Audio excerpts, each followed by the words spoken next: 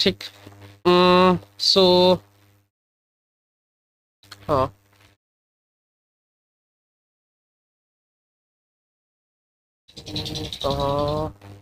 হুম,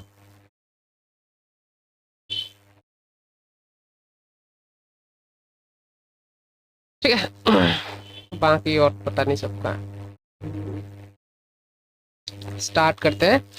तो आज देखेंगे कि मतलब टाइप्स ऑफ इंटरनेट एंड जो अटैक्स होते हैं, যে অ্যাটাকসগুলো হয় অনলাইনে, ওই ফিশিং, এই এদের কতগুলো টাইপস আছে ওইগুলোর ব্যাপারেই জানবো ব্যাস। ওই internet, types of internet and types of internet attacks, ঠিক আছে। সো ইন্টারনেট মানেটা কি হচ্ছে, যে internet is a global network that connects billions of computers across the world with each other and to the world wide web, www। Internet মানে তো সবাই জানোই, it uses standard internet protocol suite TCP/IP. Obviously, it uses the TCP/IP protocol to connect billions of computers user worldwide. It is set up by using cables such as optical fiber and other wireless and networking technologies. তো internet মানে হচ্ছেই যে যখন multiple devices, ধরো তোমার কাছে অনেক কটা ইলেকট্রনিক ডিভাইসেস আছে অ্যান্ড সবকটা electronic devices is connected with one another.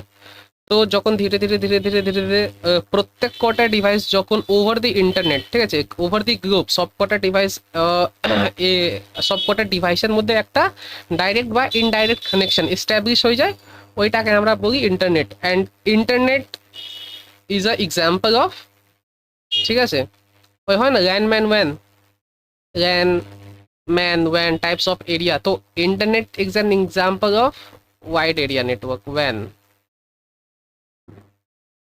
ঠিক আছে। এটা মনে রেখো, ইন্টারনেট কি হচ্ছে, একটা ওয়াইড এরিয়া নেটওয়ার্ক,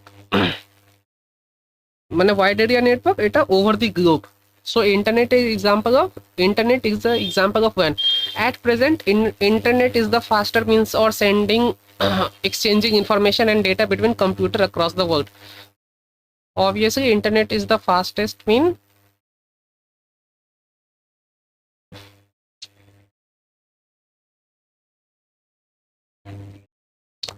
ঠিক আছে। ইন্টারনেট ইজ দ্য ফাস্টেস্ট মিন, তুমি এক্ষুনি সেন্ড করবে অ্যান্ড উইদিন 2 সেকেন্ডস তোমার যে মেসেজটা রিসিভার কাছে সঙ্গে সঙ্গে পৌঁছে যায়। So that's why for that reason it is the fastest. And how internet works, তো দেখো, তো ধরো অনেক কটা ইলেকট্রনিক ডিভাইসেস আছে অ্যান্ড সব কটার মধ্যে এক না বাই সামহাউ কিছু না কিছু একটা কানেকশন রয়েছে। দেখো পিসি, এখানে ঘরে দেখো পিসি থাকে, ট্যাবলেট থাকে, এ থাকে, তারপর কি আছে আমাদের কাছে ল্যাপটপ আছে, laptop, then all these three devices are connected to router by wireless means or wirelessly. Router is connected to modem and modem is set up by আমাদের যে সার্ভিস প্রোভাইডার হচ্ছে ইন্টারনেট সার্ভিস প্রোভাইডার আইএসপি, ওদের ওদের দেওয়া থাকে and from that thing it is connected and that is connected again to optical fiber cable, ঠিক আছে, optical fibre cable কেবল। ওই অপটিক্যাল ফাইবার দেখবে ওইগুলো, it is laid in the oceans, মানে ওই সমুদ্রের মধ্যে ওইটা এক ধরনের ওয়্যার হচ্ছে। ওই ওয়্যারে মানে ইন্টারনেট স্পিডটা অনেকটাই বেশি থাকে, অলমোস্ট ইন জিবিপিএসে থাকে। সো ওইটা হিট করা হয় অ্যান্ড ওইটা থ্রু কানেক্টিভিটি প্রোভাইড করা হয় through out the world. So তুমি দেখবে যখন জিও এসেছিল, জিও অনেক সস্তা ছিল, জাস্ট বিকজ ইয়ে অপটিক্যাল ফাইবার যে আছে জিও, এগুলো জিও ইট ওয়াজ ওন্ড বাই জিও।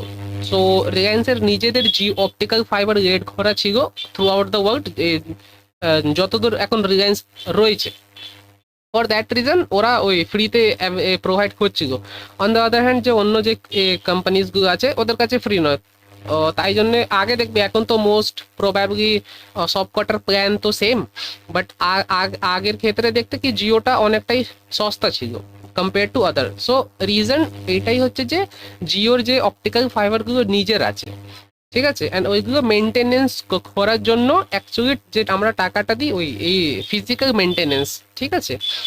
অ্যান্ড বাকি যে অন্য কোম্পানিজগুলো আছে ওদের কাছে নেই, তো ওরা রেন্ট করে অ্যান্ড ফর দ্যাট রিজন ওদের প্ল্যান্সগুলো একটু কস্টলি থাকে। আগে থাকতো, এখন তো প্রায় সব একই মতো, ঠিক আছে। সো এটা হয়ে গেল optical fibre, and then optical fibre is obviously connected to server, কেন কি ওইখান থেকে ইনফরমেশন ফেচ করা হচ্ছে। তুমি যখন কিছু রিকোয়েস্ট পাঠাবে www.google.com, সো এটাকে ক্যারি আউট করা হয়, অ্যান্ড যে তোমার যে আইএসপি আছে, আইএসপি মানে ইন্টারনেট সার্ভিস প্রোভাইডার, ওর লিস্টে যে নিয়ারেস্ট সার্ভার, যেখানে google.com এর যে নিয়ারেস্ট সার্ভার, ওইখানে তোমাকে রিডাইরেক্ট করে দেওয়া হয়। আর যদি ওটা অ্যাভেলেবেল না থাকে দেন অন্য সার্ভারে রিডাইরেক্ট করে দেওয়া হয়। ঠিক আছে, মাঝে মাঝে দেখবে তুমি ধরো কিছু একটা সার্চ করে ওখানে বাফারিং হচ্ছে, এর মানে কি ও খুঁজে পাচ্ছে না, তোমাকে ও রিডাইরেক্ট করার চেষ্টা করছে। ঠিক আছে, মানে নিয়ারেস্ট হয়তো ওইখানে নিয়ারেস্ট যে তোমার সার্ভারটা ওইখানে ওই জিনিসটা এখন নেই, অ্যাভেলেবেল নেই, বা ওটা এখন অ্যাক্সেসেবল নয়। ফর দ্যাট রিজন আইএসপি কি করে, ওটা অন্য ডিফারেন্ট সার্ভার ওটা খুঁজে বেড়ায়। তুমি যে google.com, ওটা তো একটা আইপি অ্যাড্রেসের মতো। সো ওই আইপি অ্যাড্রেসটাও ম্যাচ করে, যতক্ষণ ম্যাচ ফাউন্ড হবে না ততক্ষণ বাফারিং হতে থাকবে। বাট যদি ওর বাউন্ডারিতে যদি ওটা না পড়ে, দেন ওটা দেখিয়ে দেয় যে মানে সাম টাইপ অফ এরর রয়েছে এখন, তো you can access it later. So এইভাবে internet throughout the world এইভাবেই কানেক্টেড রয়েছে with all the world. Internet মানে ওইটাই, মানে অনেক কটা তোমার কাছে ইলেকট্রনিক ডিভাইস আছে, অ্যান্ড সব কটার মধ্যে ডাইরেক্ট বা ইনডাইরেক্ট মানে ওয়্যারলেসলি অর থ্রু ওয়্যার এক ধরনের কানেকশন রয়েছে। এটা হয়ে গেল internet. And internet is example of wide area network. And next जो है वो है इंट्रानेट। इंटरनेट क्या है? Internet is not internet, it is a type of internet but it is a private network. डिफरेंसটা মনে রাখবে। And internet is a public network. Internet is a public network, কেন কি সবাই ওটা ইউজ করতে পারে, ইট ইজ ফ্রি। ঠিক আছে, ওটা public network. On the other hand যে ইন্টারনেট জিনিসটা এটা হচ্ছে একটা private network that belongs to a particular organisation. মানে যে কোনো একটা অর্গানাইজেশন, ধরো ইসরো ধরে নাও, তো ইসরোর একটা ইন্টারনেট আছে। ইসরো একটা ইন্টারনেট রয়েছে, ওইখানে সবাই কি করে, these are designed exclusively for organisation. বা ধরো ইসরো ধরে নাও বা নাসা ধরে নাও, অন্য অন্য যে ইম্পর্টেন্ট মানে খুব ভালনারেবল কোম্পানি, যারা রিস্ক করতে পায় না যে আমরা ইন্টারনেট উপরে যাব, তো তারা ইন্টারনেট এস্টাবলিশ করে নিজেদের জন্য। So they can communicate between himselfs without any risk of, যাতে উইদাউট এনি রিস্ক মানে কোনো ধরনের ওখানে ডেটা শেয়ারিং হবে না। ঠিক আছে, so for that reason they establish internet for their organisation. Obviously যেহেতু এটা প্রাইভেট আছে, ফর দ্যাট রিজন এটা obviously secure platform, and they convey information, share data with authorized users. Only authorized users মানে যাদের কাছে অ্যাক্সেস রয়েছে। তুমি not a random, মানে তুমি ধরো তুমি র্যান্ডম পার্সন, তুমি চাইলে তুমি ধরো কিছু একটা পেয়ে গেলে যে ওদের এইটা আইপি অ্যাড্রেস, ওরা এই আইপি অ্যাড্রেসে অ্যাক্সেস করছে, তুমি ওইটা এতে যাবে তো ওটা তুমি অ্যাক্সেস পাবে না।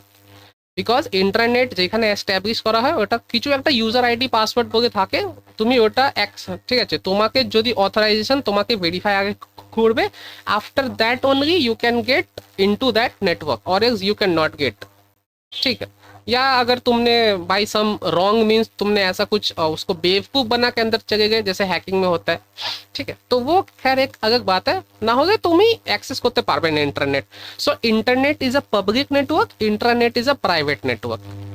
ठीक আছে, এটা হয়ে গেল ইন্টারনেট অ্যান্ড ইন্ট্রানেট। আর একটা, so it is like a private internet, an internal website that is operating within an organization to provide employees access to its information and records. Each computer in internet is identified by unique IP address.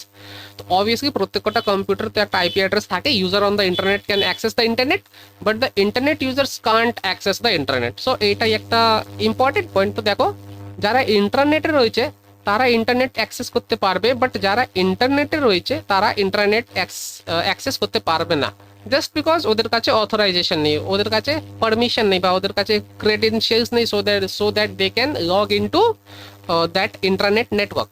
Furthermore, to access the internet, the authorized user is required to connected to its LAN. ঠিক আছে, so তুমি বলতে পারো কি internet is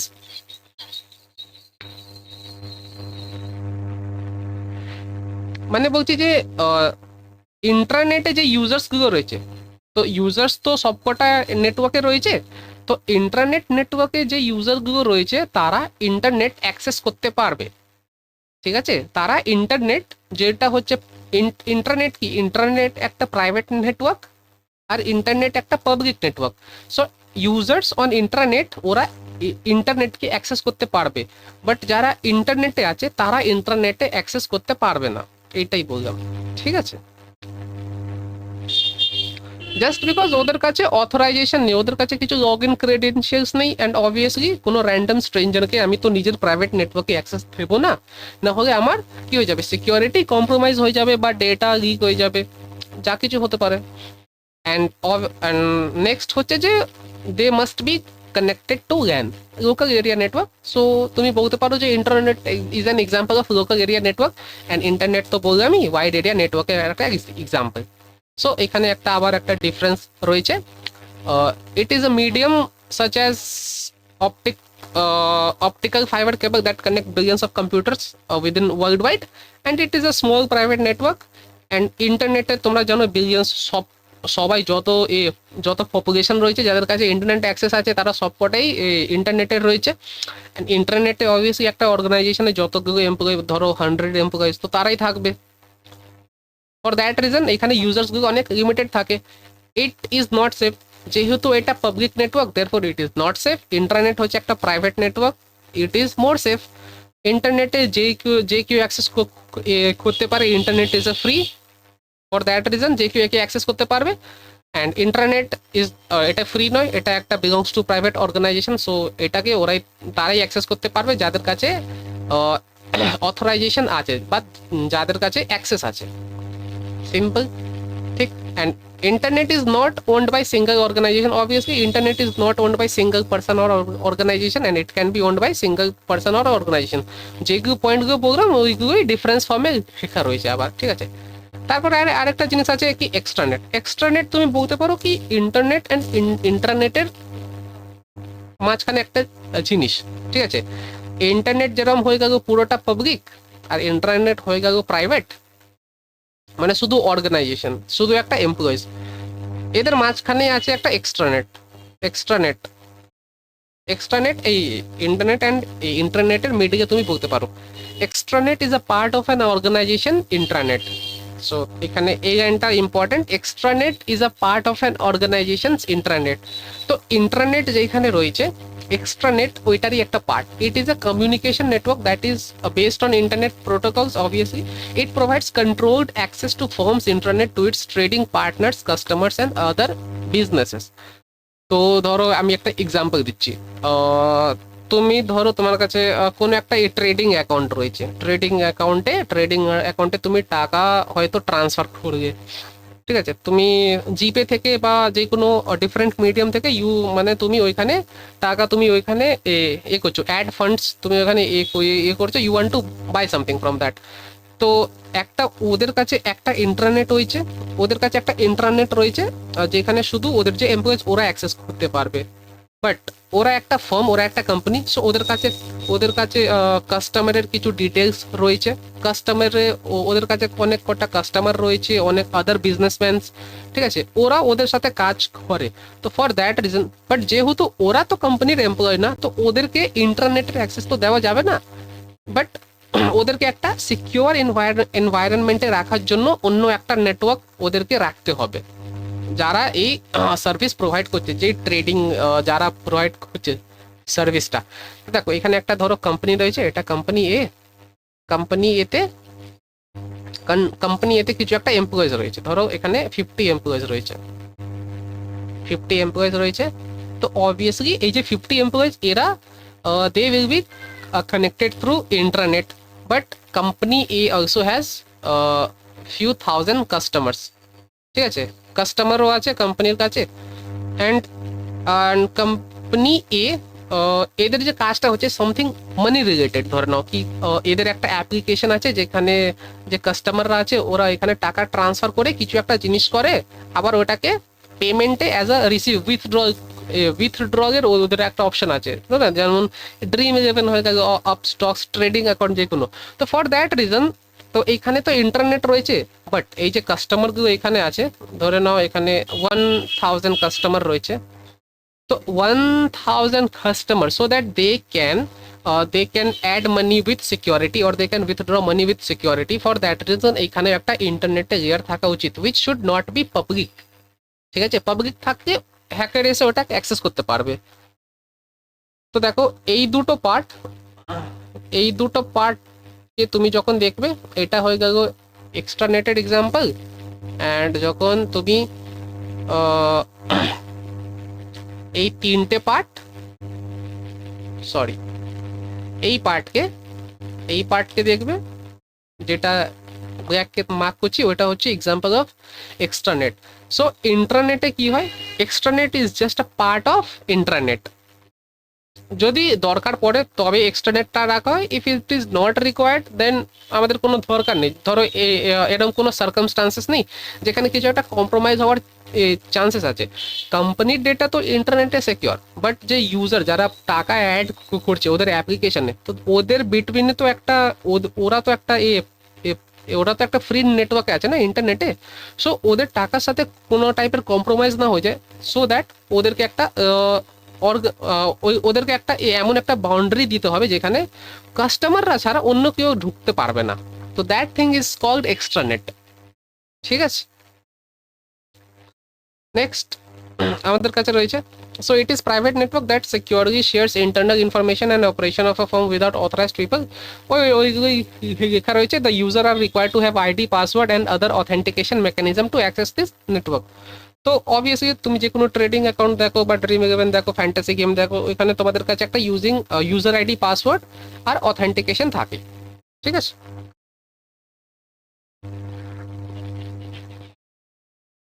এক্সট্রানেট সুন্দর। এক্সট্রানেট দেখো, তুমি ধরো তোমার কাছে ধরো আমি একটা এক্সাম্পল দিয়ে বোঝানোর চেষ্টা করছি। এক্সট্রানেট এখানে ধরো একটা ট্রেডিং অ্যাপ আপস্টক্স গ্রো, ঠিক আছে, তুমি যে কোনো একটা কনসিডার করতে পারো। এখানে ধরো ওই অ্যাপ্লিকেশনটা রয়েছে, ওই অ্যাপ্লিকেশনে কি হচ্ছে, একটা মেম্বার্স রয়েছে, ওরা ওরা they will be connected through internet. ঠিক আছে, এখানে ধরো একটা 50 মেম্বার্স আছে, তো they will be connected through extranet. But যেহেতু এটা একটা trading app, for that reason এখানে যে এদের যে কাস্টমার আছে, আপস্টক্সের যে কাস্টমার, ওরা রেগুলারলি কি করে, টাকা অ্যাড করে অ্যান্ড টাকা উইথড্র করে। ঠিক আছে, তো এইখানে যে কানেকশনটা রয়েছে company A and application, company A যে এমপ্লয় আর যে অ্যাপ্লিকেশন, ওদের মধ্যে তো ইন্টারনেট রয়েছে, ওদের ওদের মধ্যে একটা প্রাইভেট নেটওয়ার্ক রয়েছে। বাট যখন এই যে নর্মাল যে এখানে যে কাস্টমার রয়েছে, এদের মধ্যে অ্যান্ড অ্যাপ্লিকেশনের মধ্যে এরা তো থ্রু দ্য ইন্টারনেট অ্যাক্সেস করছে, তো এদের ডেটা কম্প্রোমাইজ হতে পারে বা হ্যাকিংয়ের এখানে পসিবিলিটি আছে, কারণ এরা থ্রু দ্য ইন্টারনেট, যেটা একটা ফ্রি নেটওয়ার্ক যেখানে যে কেউ থাকতে পারে। তো ফর দ্যাট রিজন একটা সিকিউরিটি পারপাসের জন্য ওদেরকে একটা এমন একটা এনভায়রনমেন্ট দেব যেখান থেকে ওরা মানে যে অন্য যারা যারা ওই অ্যাপ্লিকেশনের কাস্টমার নয় তারা অ্যাক্সেস করতে পারবে না, শুধু যারা এই কাস্টমার তারাই অ্যাক্সেস করতে পারবে। তো এটা করলে কি হবে, যখন তুমি টাকা উইথড্র করছো বা মানে অ্যাড করছো বা উইথড্র করছো, তো ওটা একটা সিকিউরিটি বাউন্ডারিতে থাকবে, মানে একটা পাবলিক নেটওয়ার্কে না থেকে ওটা একটা সিকিউরিটি বাউন্ডারিতে থাকবে, ওটাকে আমরা এক্সট্রানেট বলি। আর অবভিয়াসলি তুমি তুমি ধরো তুমি কোম্পানির মালিক, তুমি অবভিয়াসলি ওদেরকে ইন্টারনেটের অ্যাক্সেসটা দেবে না, কেন কি এটা শুধু কোম্পানির জন্য। বাট কোম্পানির মধ্যে আমার আর একটা ইন্টারনেট লেয়ার চাই যেটা আমাদের কাস্টমারের জন্য, so that their security are not compromised. So ওই জিনিসটাকে এক্সট্রানেট আমরা বলি। তো extranet is a part of organization's internet, যেখানে দরকার পড়ে। অ্যান্ড অবভিয়াসলি এটাকে অ্যাক্সেস করার জন্য তো তোমার কাছে কী কী থাকতে হবে, আইডি, পাসওয়ার্ড। অবভিয়াসলি যেরকম থাকে, তুমি যে কোনো ট্রেডিং অ্যাকাউন্টে দেখো, ওখানে তোমাকে ইউজার আইডি চাইবে, পাসওয়ার্ড চাইবে, বায়োমেট্রিকও চাইবে, অ্যান্ড 2 ফ্যাক্টর অথেন্টিকেশন, ডিফারেন্ট টাইপসের জিনিসপত্র থাকেই। ঠিক আছে, এক্সট্রানেট এটাই হলো, মানে ইন্টারনেট আছে, ইন্টারনেট হয়ে গেল কোম্পানি এমপ্লয়ির জন্য। এবার ওই company they own certain data of customer, তো কাস্টমারের ডেটাকে বাঁচানোর জন্য যে নেটওয়ার্ক ওরা প্রোভাইড করে ওটাকে এক্সট্রানেট বলা হয়। ঠিক আছে, ওখানে থাকতে মানে ইন্টারনেট, যেখানে ইন্টারনেট আছে আর কোম্পানির কাছে কাস্টমারের কিছু ডেটার অ্যাক্সেস আছে, ওইখানে ইন্টারনেট থাকে, সো দ্যাট কাস্টমারের ডেটার সাথে কোনো ধরনের কম্প্রোমাইজ না হয়, একটা একটা security gear.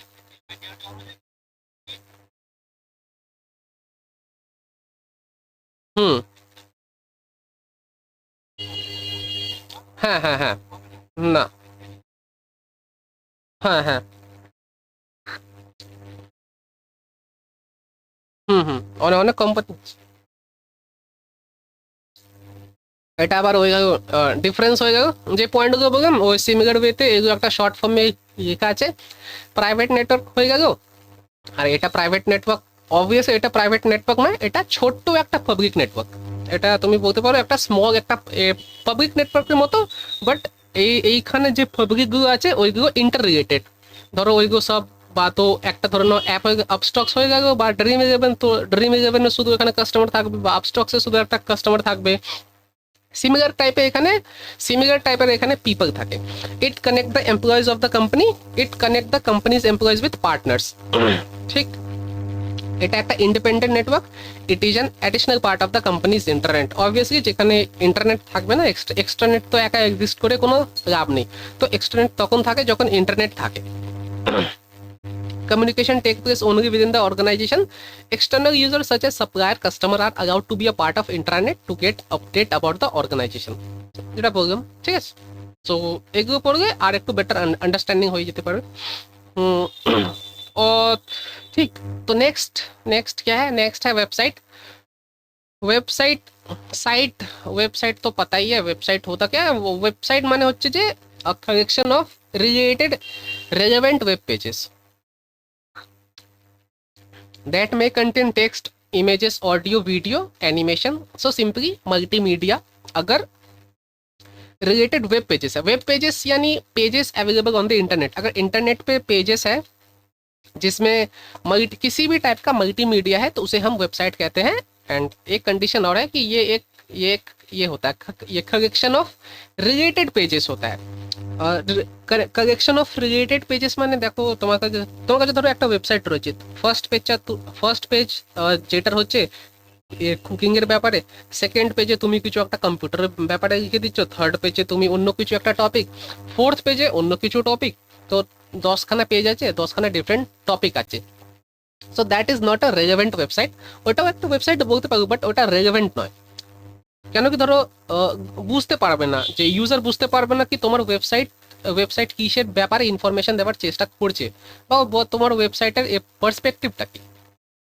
On the other hand, তুমি যদি এমন একটা ওয়েবসাইট বানাও যেখানে 10খানা পেজই যে কোনো একটা ধরো নেট এক্সামের সঙ্গে রিলেটেড, বা অন্য কিছু একটা একটা পার্টিকুলার টপিক ধরে তুমি যদি একটা বানাও, অনেক কটা ওয়েব পেজেস বানাও, ওটাকে আমরা বলি প্রপার রেলেভেন্ট ওয়েবসাইট। ठीक, the first page of a website is called a home page। first page के home page बोली, and each website has a specific internet address URL that you need to enter in your browser to access a website। ঠিক আছে, তো প্রত্যেক কটা ওয়েবসাইটের একটা URL থাকে, এন্ড ইউআরএল আমরা জানি URL is nothing but a IP address. IP অ্যাড্রেসটাকে ইউআরএল ওটাকে করেসপন্ডিং একটা ওদের নাম দেওয়া থাকে, করেসপন্ডিং ওদের একটা আইপি অ্যাড্রেস থাকে। অ্যাকচুয়ালি ওটা আইপি অ্যাড্রেস, ওটা ইউআরএল নয়। ইউআরএল তাই জন্য দেওয়া হয় so that we can learn it easily. Numbers মনে রাখা ইজি নয়, ফর দ্যাট রিজন আমরা ইউআরএলটাকে আরামসে মনে রাখতে পারি। তারপর কি হয়, তুমি যখন ও ইউআরএলটা দিয়ে তোমার যে ইন্টারনেট সার্ভিস প্রোভাইডার আছে ওটা কি কি কি করবে, এই যে আইপি অ্যাড্রেসটা, তোমার যে ওয়েবসাইটের আইপি অ্যাড্রেসটা তুমি ধরো google.com দিকে ও যাবে, ওই সেম প্রসেস হয় যে ইন্টারনেটে ওই যেইভাবে কানেকশনটা এস্টাবলিশ হয়, মানে একটা সার্ভার থাকে, একটা মানে ডোমেন নেমে একটা সার্ভার থাকে যেখানে প্রত্যেক কটা যতগুলো domain name is actually I think the name of the organisation is NACC या ऐसा कुछ नाम है। तो बस जो डोमेन नेम है ना, बस वो एक ऑर्गेनाइजेशन से ही इस्टेब्लिश होता है।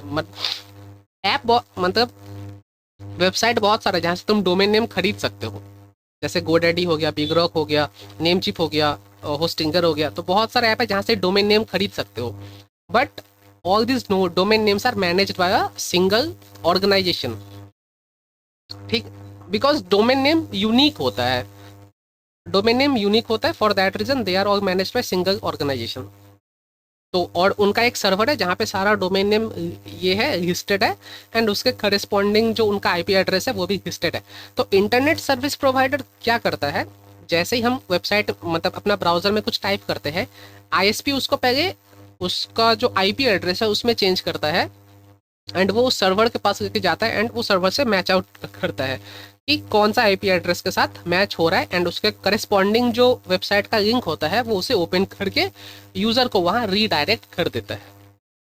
ये होता है यूआरएल का काम। यूआरएल हमारे लिए है, यूआरएल कंप्यूटर के लिए नहीं है। यूआरएल हमारे लिए है क्योंकि हमको नाम रखने में ज़्यादा आसानी होता है, बट यूआरएल क्या है, वो भी एक आईपी एड्रेस ही है, ठीक है।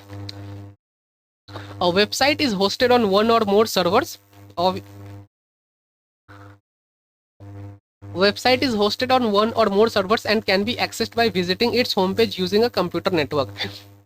अभी देखो, website is hosted on one और मोर सर्वर्स, इसका एडवांटेज क्या है। तो मान लो अगर एक ही सर्वर पे है तुम्हारा वेबसाइट और यूजर ने डाला तुम्हारा वेबसाइट का नाम XYZ, और वो सर्वर पे अभी सोचो कुछ प्रॉब्लम हो रहा है, तो user will can not access your website. तो ऐसे में क्या होगा कि तुम्हारा वेबसाइट खराब है, तो इससे यूजर अनसेटिस्फाइड हो जाएगा, एंड सेकेंड टाइम बहुत लो चांसेस है कि वापस वो तुम्हारे वेबसाइट पे आए।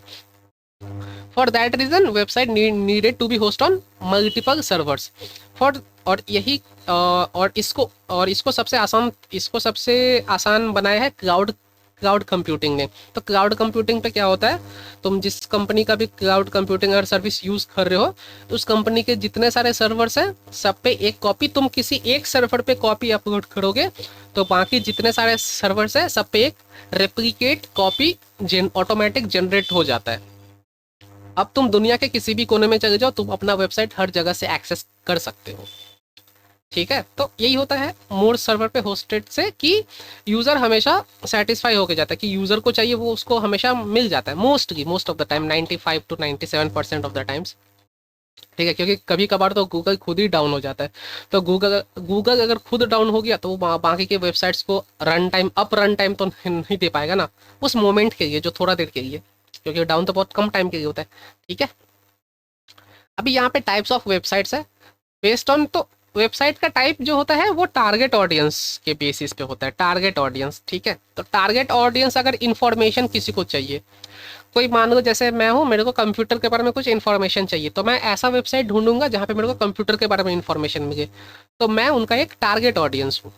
अब जैसे शॉपिंग करना है, अगर किसी को शॉपिंग करना है तो वो लोग अमेजोन या फ्लिपकार्ट पे जाएंगे। किसी को रिचार्ज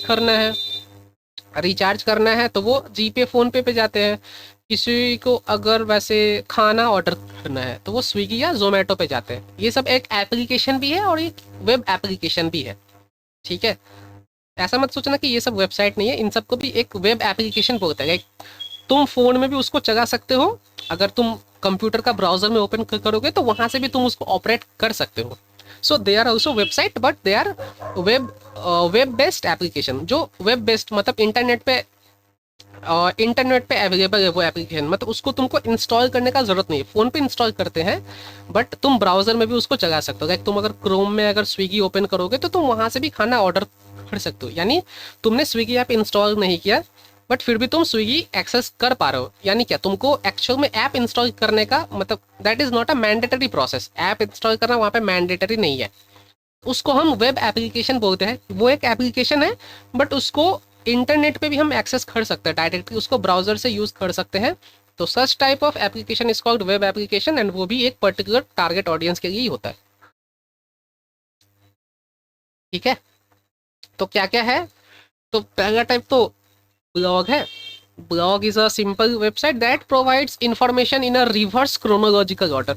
रिवर्स क्रोनोलॉजिकल ऑर्डर का मतलब क्या है, जैसे मैं जो सबसे लेटेस्ट पोस्ट है, जो सबसे लेटेस्ट आर्टिकल है वो सबसे ऊपर आएगा, और जो सबसे पुराना है वो सबसे नीचे आएगा। इसका मतलब होता है रिवर्स क्रोनोलॉजिकल ऑर्डर, कि नया वाला चीज ऊपर आएगा और पुराना वाला सबसे नीचे आएगा। एंड ব্লগে আমরা তুমি কি দেখতে পাবে যে it basically provides information in which latest post are added regularly, ঠিক আছে। তারপর কি রয়েছে এখানে একটা মেন পেজ হয়, and it is owned by single sorry single person or a small group of a person. The content in a blog is written in an informal or conversational style and can be focused on one subject or a wide range of related subject. যেমন news blog হয়ে গেল, বা তুমি দেখবে অন্য একটা, তুমি যখন রিভিউ, তুমি জন্য যখন কিছু প্রোডাক্টের রিভিউ দেখো, যেমন জিএসএম অ্যারেনা তুমি দেখে নাও, ফোনের ওখানে রিভিউ, বা ফোন অ্যারেনা যেখানে ফোনের রিভিউ, তো ওইগুলো একটা ব্লগ। ওয়েবসাইট আমরা কোনটাকে বলি, যেটা Amazon.com হয়ে গেল, ফ্লিপকার্ট, ঠিক আছে, এগুলো this type of things are known as websites. Next হচ্ছে ই কমার্স। ই কমার্স আমরা জানি যেখানে আমরা কিছু বাই অর সেল করতে পারি, তো such type of websites are called e commerce. এখানে শপিং রিলেটেড চিজ থাকে। ইনফরমেশনাল দ্য ওয়েবসাইটস, হ্যাঁ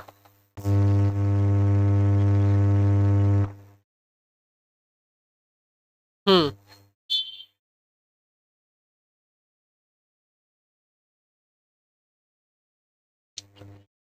না না, ব্লগ, ব্লগ ইজ এ, মানে ব্লগ ধরো না, blog is a type of website, ঠিক আছে, blog is a type of website.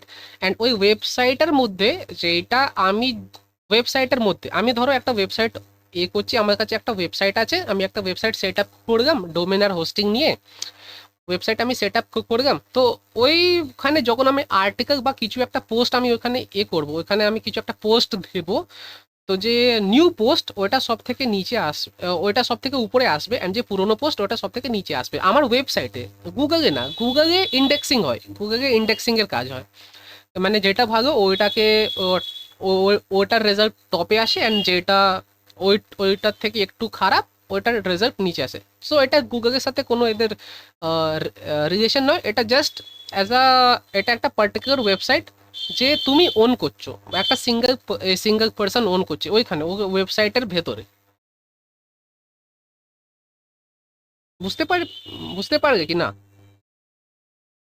এই দেখো, এমনি এমনি আমার একটা ওয়েবসাইট রয়েছে, আমি তখন দেখাচ্ছি।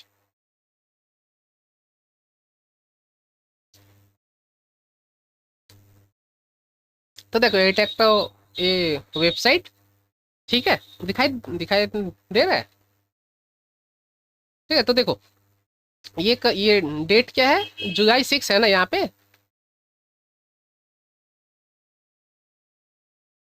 तो जुलाई 6 है, जुलाई 6 यानी आज, आज का डेट है ना, या कल का, हाँ आज का डेट है।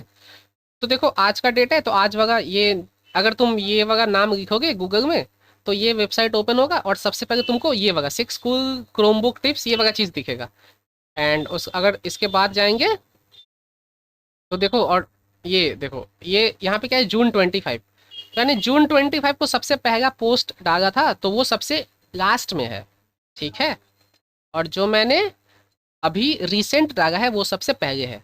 तो और ये सारा काम इस वेबसाइट के अंदर में है, ये वेबसाइट के जो, ये जो वेबसाइट का नाम है इसके अंदर में ये सारा काम है। अभी समझ में आया कि वेबसाइट के अंदर में जो सबसे पहले, हाँ ठीक है, ओके। सो नेक्स्ट क्या है हमारे पास, ये हो गया ब्लॉग। ई कॉमर्स मतलब वही जहाँ पे शॉपिंग कर सकते हैं, फ्लिपकार्ट, अमेजोन, मिंत्रा वगैरह वगैरह।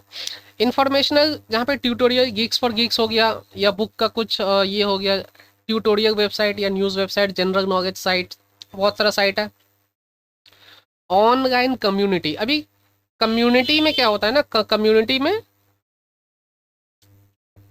कम्युनिटी वेबसाइट होता है जहाँ पे सिमिलर टाइप के पीपल्स होते हैं। जैसे सोचो, जैसे तुम सब नेट, यूजीसी नेट के स्टूडेंट्स हो, तो तुम देखोगे कि ऐसा एक कम्युनिटी होगा, जैसे फेसबुक पे होता है ना ग्रुप्स, पर्टिकुलर टाइप का ग्रुप जहाँ पे एक ही टाइप के सब कैंडिडेट प्रेजेंट होते हैं, तो वैसा हम एक वेबसाइट बना सकते हैं।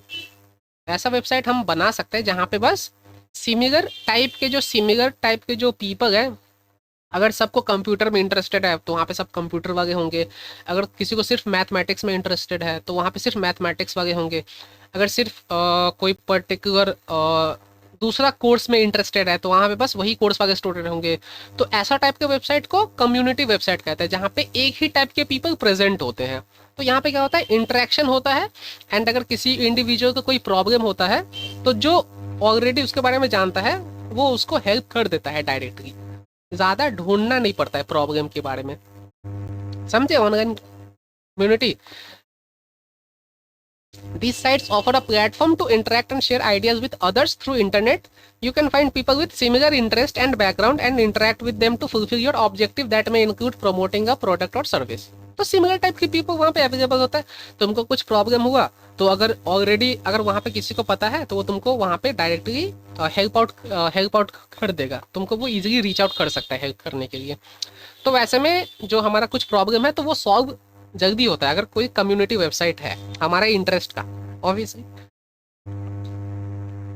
सोशल मीडिया तो पता ही है, फेसबुक पिक्चर ठीक है, फेसबुक व्हाट्सएप मेटा इंस्टाग्राम ये सब सोशल मीडिया टाइप का वेबसाइट हो गया जहाँ पे फ्रेंड बना सकते हैं, मैसेज भेज सकते हैं, वीडियोस देख सकते हैं, फोटोज पोस्ट कर सकते हैं. तो बस नाम, यहाँ पे नाम ही बस इम्पोर्टेंट है.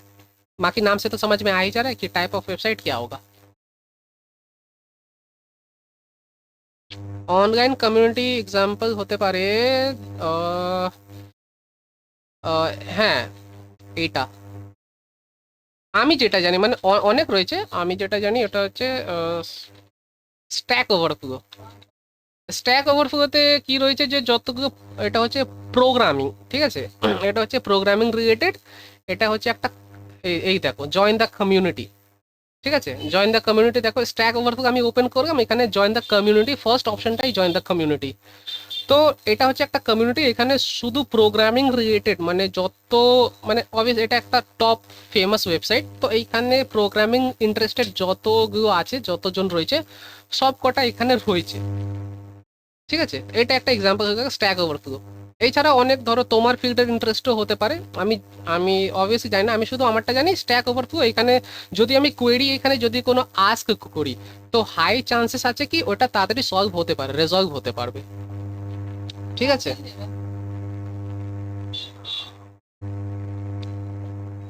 ওকে. হুম. তো এই অনলাইন কমিউনিটি हो गया. অনেক কটা রয়েছে ম্যাথস রিলেটেড, মানে প্রত্যেক কটা রিলেটেড, বাস শুধু তোমাকে একটু সার্চ করতে হবে. কেন কি অনলাইন কমিউনিটি না ওটা গুগলে ইন্ডেক্স হয় না. তুমি মানে হঠাৎ করে টপ রেজাল্টে কমিউনিটি অনলাইন অনলাইন কমিউনিটি তুমি টপ রেজাল্টে পাবে না. তুমি ধরো তুমি একটা, কেন কি অনলাইন কমিউনিটিতে মেন কাজ হচ্ছে না প্রবলেমগুলোকে রেজলভ করা. তো প্রবলেমগুলো যে রেজলভ করা ওইগুলো যে সার্চ ফ্রিকোয়েন্সি অনেকটাই থাকে কম. ফর দ্যাট রিজন ওটা অত উপরে ইন্ডেক্স হয় না, ওটা অনেক নিচে, মানে তুমি ধরো ফিফথ বা সিক্সথ পেজে হয়তো পেয়ে যাবে, সেভেন্থ পেজে হয়ে যাবে. কেন কি সার্চ ভলিউমটা অনেক কম থাকে. ফর দ্যাট রিজন গুগল ওটাকে অতটা প্রেফারেন্স দেয় না. হ্যাঁ, বাট তোমাকে ওটা খুঁজে বার করতে হবে. যদি তুমি ওটা খুঁজে বার করতে পারছো then obviously it will be beneficial for you only. খুঁজে বার করতে হয়.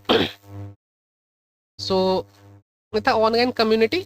Next, it is the simplest website which compromise few pages. It is used by small business to have a simple online presence or to provide an overview of their business. Such websites are generally static where the content is not changed the same. हाँ, brochure ये basically यहाँ पे होता है. जैसे gym का अगर कोई वेबसाइट है, सोचो लोकेलिटी में एक नया जिम खुला है तो उसको ज़्यादा कुछ चाहिए नहीं ना. जिम में तुमको क्या चाहिए कि तुम्हारे पास एक जिम का नाम से एक तुम्हारा डोमेन नेम होगा और पेमेंट ऑप्शन होगा. उसके अलावा और चाहिए क्या? और तो कुछ चाहिए नहीं. तुमको जिम के बारे में कुछ न्यूट्रिशन वगैरह तो वहाँ पे इन्फॉर्मेशन डालना नहीं है. तो it is the simplest type of website which comprises of very few pages and small business. ठीक है, तो जिम का तुमको प्रमोशन करना है, गूगल ऐड तुमको रन करना है, तो गूगल ऐड ऑब्वियसली তোমার পাস ওয়েবসাইট হোক দেন অনলি তুমি ওটা চালাতে পারবে গুগল অ্যাড. তো ওটা ধরো তুমি একটা জিম ওপেন, তোমার লোকালিটি একটা জিম ওপেন হলো যেখানে তুমি অনলাইনে অ্যাডমিশন নিতে পারবে.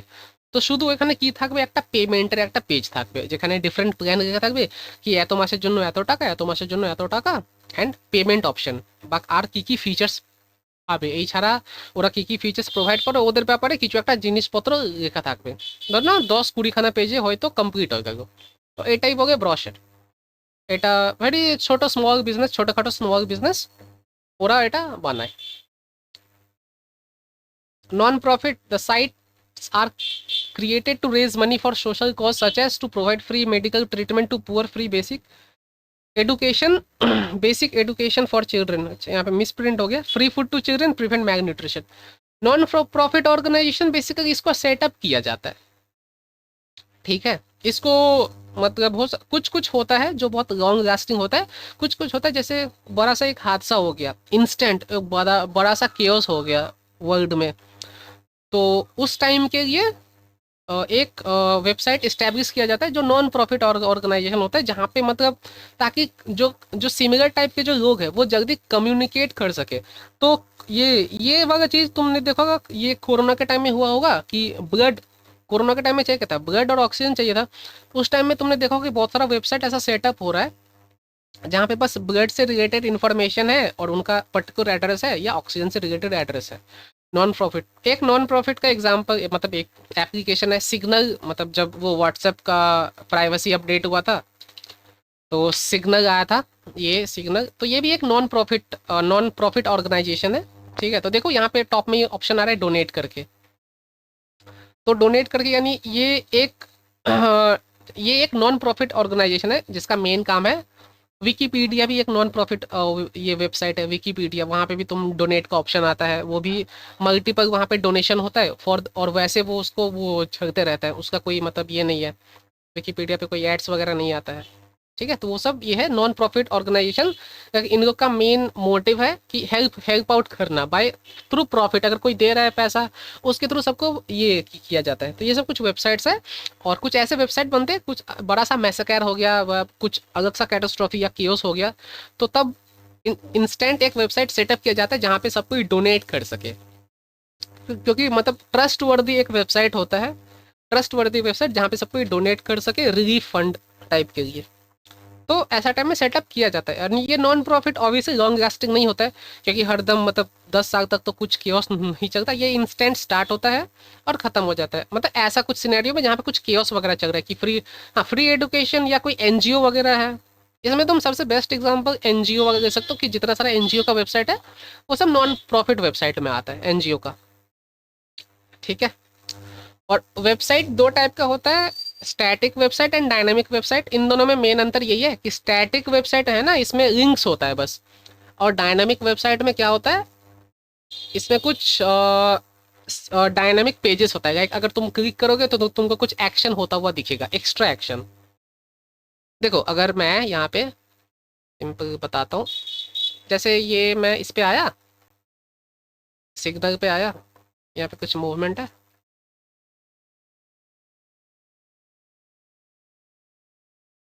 चलो मैं यहाँ पे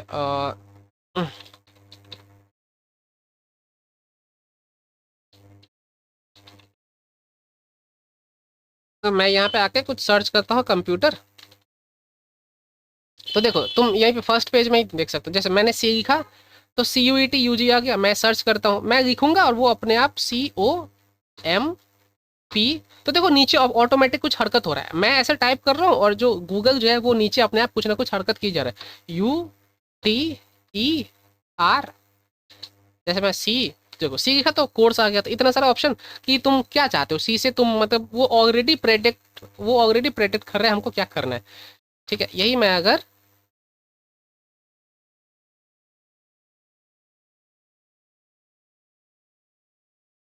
अगर यहाँ से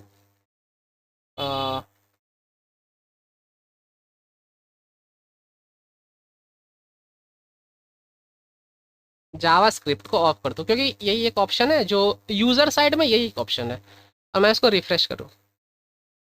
ठीक है, तो देखो अब नहीं आ रहा है, COMPUTER, अब नहीं आ रहा है, समझ में आया स्टैटिक और डायनामिक में क्या अंतर है।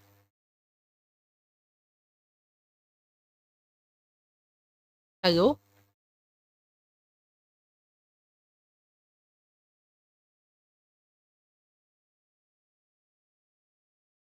না না আমরা আমরা যেটা চাইছি না, ডায়নামিকে কি হচ্ছে মানে আমাদের অ্যাকশনের উপর কিছু একটা এক্সট্রা অ্যাক্টিভিটি হতে থাকে, আমরা যে অ্যাকশনটা পারফর্ম করি ওইটার উপর, মানে এটা শুধু টাইপিং রিলেটেড নয়, এটা জাস্ট একটা এক্সাম্পল, মানে ওইখানে যা কিছু হতে পারে। দেখো আমি ধরুন এটা এই দেখো সি, এটা তো এটা তুমি বুঝতে পারছো, আমি লিখছি অটোমেটিক নিচে অনেক কটা লিস্ট তারপর দেখো COMPUTER কম্পিউটার লিখলাম, আর ইন্টারফেসটা দেখো, গুগলের সার্চ বারটা দেখো একটা রাউন্ডেড শেপে রয়েছে, ঠিক আছে, রাউন্ডেড শেপে রয়েছে এখানে দেখো। তো এই ইন্টারফেসটা দেখো, এবার জাস্ট আমি স্ট্যাটিক ওয়েবসাইট, এটা একটা ডাইনামিক ওয়েবসাইট এখন রয়েছে, জাস্ট আমি এখানে দেখো জাভাস্ক্রিপ্টটা এখানে অফ অফ করলাম, এখানে আমি একটা রিফ্রেশ করলাম, এই দেখো চেঞ্জ হয়ে গেল সব, দেখো পুরো ইন্টারফেসটা ইয়ে হয়ে গেছে চেঞ্জ। আর এইখানে যদি আমি এবারে কিছু আমি যখন এখানে টাইপ করি তো কিছু সাজেশন দেবে না, কিছুই সাজেশন দেবে না, আমি টাইপ করব ওইটাই আসতে এক এক করে। মানে ডাইনামিক মানে কিছু একটা এক্সট্রা অ্যাক্টিভিটি, তুমি তুমি সি টাইপ করবে ও অটোমেটিক্যালি এক্সট্রা সাজেশন দিচ্ছে কি কি তুমি টাইপ করতে চাও, কি ইনফরমেশন। হ্যাঁ, হ্যাঁ, হ্যাঁ, পপ আপ, হ্যাঁ, হ্যাঁ, পপ আপ। তো তুমি যদি ওই ইনস্ট্যান্টে তুমি যদি জাভাস্ক্রিপ্ট তুমি যদি অফ করে দাও তো তুমি পপ আপগুলো পাবে না। অ্যাড ফর রিজন এটাও, বাট তুমি অবভিয়াসলি জাভাস্ক্রিপ্ট অফ করবে না, কারণ তুমি তারপর কিছু বাটনে ক্লিকই করতে পারবে না, ওইটা একটা জাভাস্ক্রিপ্ট, ওটা একটা ইভেন্ট। তুমি যদি জাভাস্ক্রিপ্টটা ওইখানে আগে অফ করে দাও তুমি একটা কিছু কাজই ওইখানে কিছু হবে না। তো ফর দ্যাট রিজন ওরা সবকটা জাভাস্ক্রিপ্ট ইউজ করে। তো জাভাস্ক্রিপ্ট একটা programming language which is help to make the website dynamic on user side also as well as on the server side also. Server সাইডেও কিছু একটা থাকে কি, তুমি ধরো কিছু একটা রিকোয়েস্ট করবে, যেমন এআই টুলস, এআই টুলসে তুমি ধরো কিছু একটা অ্যানিমেশন রিকোয়েস্ট করবে তো ওরা একটা অ্যানিমেশন ক্রিয়েট করে ওটা অটোমেটিক্যালি ওটা প্রোভাইড করে দেয়। তো এইগুলো আমি যেটা এখন দেখাচ্ছি এগুলো হচ্ছে ক্লায়েন্ট সাইড, এগুলো সার্ভার সাইডে না, এগুলো শুধু আমার সাইডেই হবে, এগুলো শুধু আমার সাইডেই হবে। বাট তাও দেখো আমি এখনো যদি কম্পিউটার সার্চ করি আমি ইনফরমেশন পাবো, ঠিক আছে। এখন তো এটা অন করে দিলাম, যদি আমি অফ করে এখানে যদি আমি কম্পিউটার সার্চ করি, টি ধরো এখানে আমি একটা COMPUTERK এটা লিখলাম, ঠিক আছে।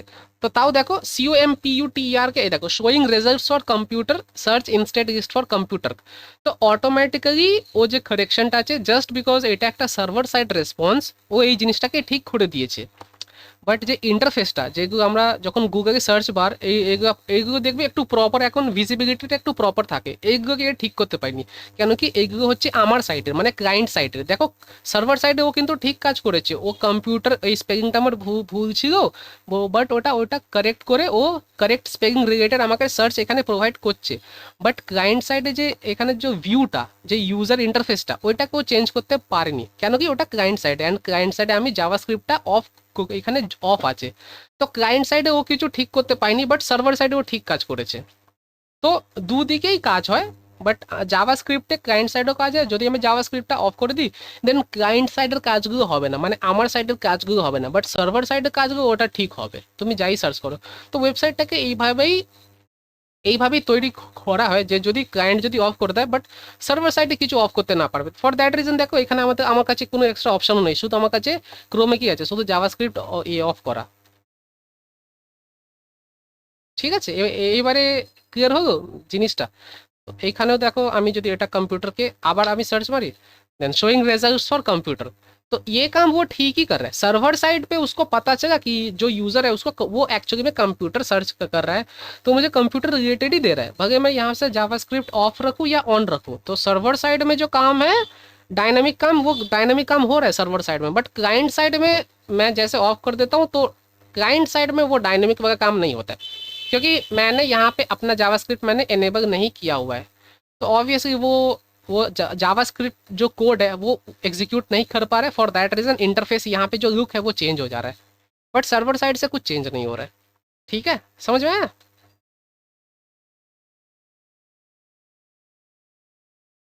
तो ये था स्टैटिक एंड डायनामिक वेबसाइट, और यहाँ पे और मतलब बहुत सारा और रीजंस है। मेन होता क्या है वो था मतलब वैसे चेंजेस वगैरह होता है कि क्लाइंट साइड में कुछ चेंजेस नहीं होता है, मतलब वो। और स्टैटिक वेब पेजेस में पता है मतलब कुछ भी डायनामिक नहीं होता, उसमें बस लिंक्स होता है, लाइक हाइपर लिंक होता है।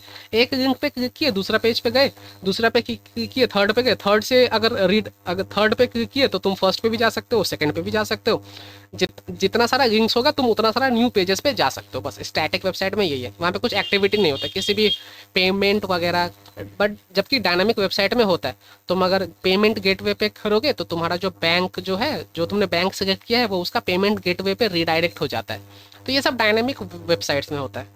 आप आजकल सारा वेबसाइट डायनामिक वेबसाइट है, स्टैटिक वेबसाइट तो होता नहीं है।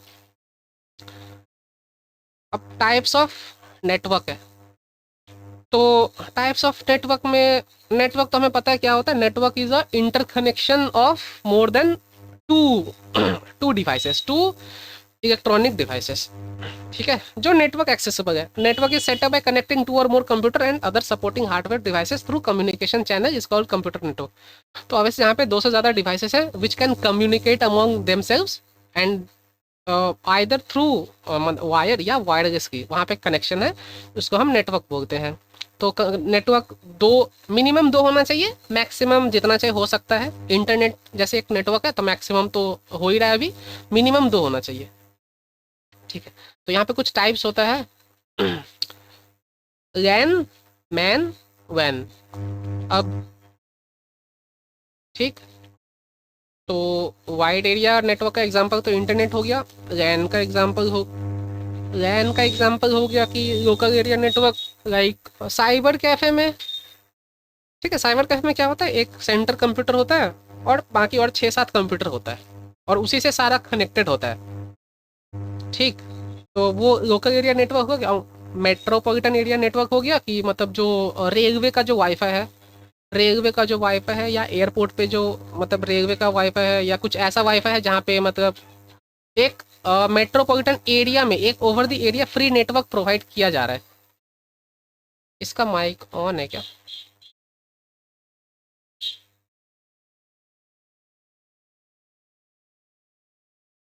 ठीक है, लोकल एरिया नेटवर्क यानी साइबर कैफे का एग्जांपल ले सकते हो, जहाँ पे 6-7 कंप्यूटर होता है और एक मेन कंप्यूटर होता है जहाँ से सब कुछ एक्सेस किया जाता है। मेट्रोपॉलिटन एरिया नेटवर्क यानी एक जैसे ऐसा समझ सकते हो कि कोलकाता में जो मेट्रो लाइन है, मेट्रो लाइन में रेल यात्री बोल के ऐसा कुछ है ना, वाईफाई का नाम है, तो वो सब अवेलेबल होता है। तो थोड़ा जो उसका रेंज होता है वो थोड़ा ज़्यादा होता है, बट ऑब्वियसली तुम जयपुर से एक्सेस नहीं कर सकते कोलकाता का इंटरनेट, तो वो थोड़ा कोलकाता तक ही सीमित है और मेट्रो के लाइन तक ही। वाइड एरिया नेटवर्क तो इंटरनेट है, इट कैन बी एक्सेसिबल। और सजेशन ये बोला जाता है कि मैन मतलब किसी भी मेट्रोपॉलिटन एरिया नेटवर्क या कहीं भी फ्री नेटवर्क पे कनेक्ट नहीं करना चाहिए। इससे क्या होता है, फ्री नेटवर्क पे सबको लगता है फ्री है, और हैकर को भी लगता है कि यहाँ पे फ्री है तो कोई ना कोई आएगा। तो और ये काम मैक्सिमम रेलवेज पे नहीं होता है, एयरपोर्ट पे होता है, क्योंकि एयरपोर्ट पे जो अगर जो कनेक्ट कर रहे हैं ना, तो हाई चांसेस है कि दे आर रिच, रिच या फेमस कोई ये पर्सनैलिटी हो, तो वहाँ पे होने के चांसेस ज़्यादा है। और अभी तो ऐसा टाइप का आ रहा है कि तुम यूएसबी लगा के इंटरनेट एक्सेस कर सकते हो, वो तो और एकदम नहीं करना चाहिए। उससे तो लाइक एक्सेस जाएगा सब कुछ, उससे सारा का सारा डेटा विद इन इंस्टेंट चला जाता है, और ये सिस्टम एयरपोर्ट पे है। तो फ्री नेटवर्क पे कभी भी कनेक्ट नहीं होना चाहिए, क्योंकि वहाँ पे हो सकता है कोई ऑलरेडी वहाँ पे बैठा हुआ हो हैकर। फॉर दैट रीज़न यहाँ वहाँ पे नहीं, फ्री किसी भी फ्री नेटवर्क में कभी भी कनेक्ट नहीं करना चाहिए। ये हो गया, ठीक है, ये types of local area network example हो गया। तो लैन बस यहाँ से तो फुल फॉर्म ही आता है और तो कुछ आता नहीं, या अगर कहा कि मतलब it is use for to establish a network within a very short area, तो लैन होगा। अगर किसी मतलब सिटी के अंदर कहा तो मैन का एग्जांपल होगा, और ग्लोबली कहा तो वैन हो जाएगा। ठीक है, ये सब हो गया। और भी आगे कंटिन्यू करें क्या, क्या यहाँ तक रहने दे? बताओ, कोई तो आया भी नहीं है, कितने हैं? हेलो,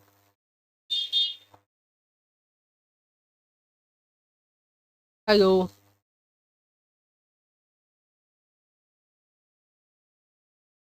कोई तो आया भी नहीं, तो यहाँ तक रहने दे या आगे और कंटिन्यू करें, बताओ।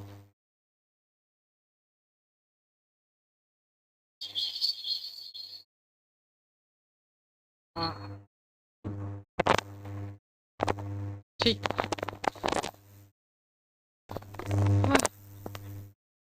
ठीक है, ठीक है, हाँ बस अब बस कंप्यूटर वायरस है और उसका बस एग्जाम्पल्स ही है क्या क्या होता है। ठीक, तो कंप्यूटर वायरस,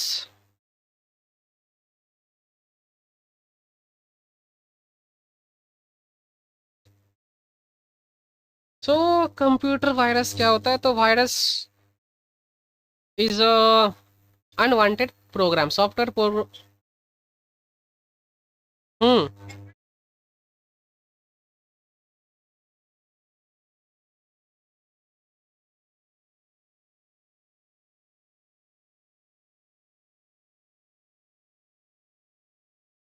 না, আমি আমি তো দেখেছি বেসিক্যালি ওরা ফুল ফর্মই জিজ্ঞেস করে, কিছু এক্সাম্পল তো জিজ্ঞেস করে না, কেন কি এক্সাম্পল তো অনেক অনেক কিছুই হতে পারে। মানে এক্সাম্পলের ভ্যারাইটি অনেক, ভেরি ভাস্ট ভ্যারাইটি আছে। ঠিক আছে। অ্যান্ড মানে এগুলো এক্সাম্পল, মানে প্রপার এক্সাম্পল দেওয়া যাবে না এখন। কেন কি জ্ঞান মানে কি শর্টার এরিয়া, তো তুমি ধরো ইন্টারনেটের মধ্যে জ্ঞান হতে পারে, আর ওইটার ভেতরেও জ্ঞান হতে পারে। তো এইভাবে হতে পারে না। এটা ধরো ভ্যানের ভেতরে ম্যান আছে, অ্যান্ড এখানে জ্ঞান আছে। তো তুমি এটাকে কি বলবে, এটা এটা একটা মানে যেখানে তিনটেই রয়েছে, তো তুমি এটাকে জ্ঞান বলবে, ম্যান বলবে, ও ভ্যান বলবে। তো এক্সাম্পল বেসিক্যালি জিজ্ঞেস করা হয় না। তোমাদের তো দেখেছি ফুল ফর্মই জিজ্ঞেস করা হয় মোস্টলি। ঠিক আছে।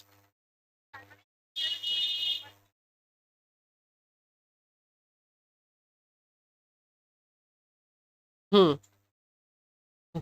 না না, কেন কি ওটা ধীরে ধীরে মানে অ্যাডভান্স হচ্ছে, তো তুমি বলতে পারো, তুমি এটা ধরো না, তুমি ধরো এখানে একটা ওয়াইড এরিয়া নেটওয়ার্ক আছে, ওয়াইড এরিয়ার ভেতরে একটা মেট্রোপলিটন এরিয়া নেটওয়ার্ক আছে, এবার এটাকে ল্যানও আছে তার ভেতরে, তো বলো এবার তুমি এই তিনটেকে মিক্স আপ করে এই তিনটে নেটওয়ার্কের নাম বলো। ইন্ডিভিজুয়ালি তুমি বলতে পারবে এটা ল্যান ম্যান ওয়্যান, বাট তুমি যদি এই তিনটেকে একসাথে বলতে চাও দেন এটাকে কি বলবে।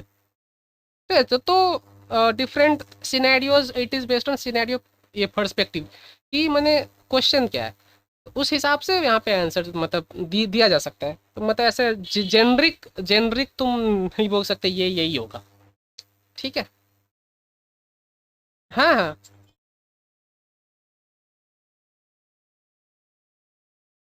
হুম।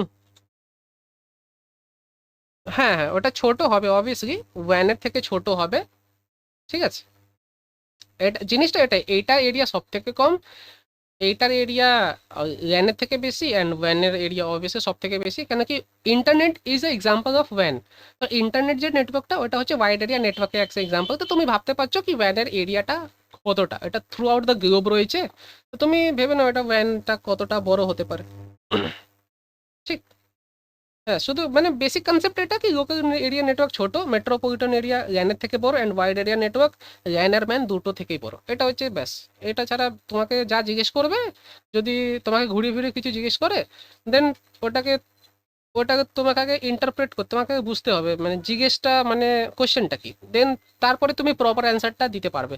না হলে তুমি দিতে পারবে না। এরম যেখানে তিনটেই আছে, তিনটার অ্যান্সারটা তুমি এইটা তিনটেই তো কোনো একটা নাম নয়, ইন্ডিভিজুয়ালি তুমি নাম জানো তো তোমাকে ইন্ডিভিজুয়ালি বলতে হবে।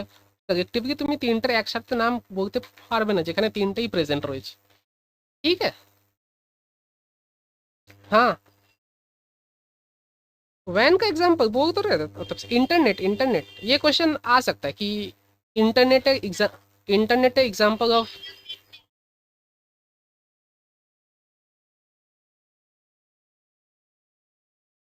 हम्म। नहीं नहीं नहीं नहीं, वैन का नहीं, वो मैन का है, मैन का एक हाँ।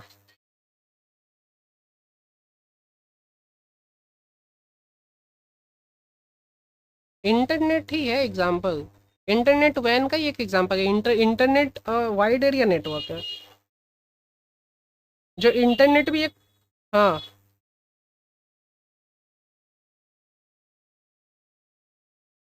Difference between man and, difference between তিনটের মধ্যে, আচ্ছা তিনটের মধ্যে ডিফারেন্স, ডিফারেন্স। হুম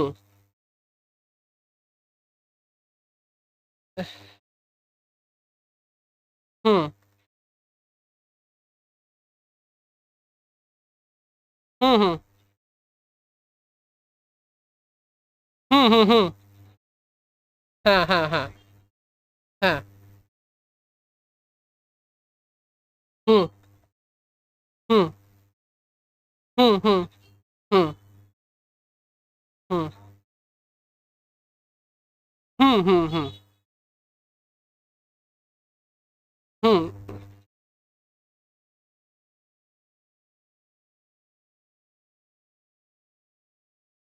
হুম। হ্যাঁ। হুম হুম। হ্যাঁ না।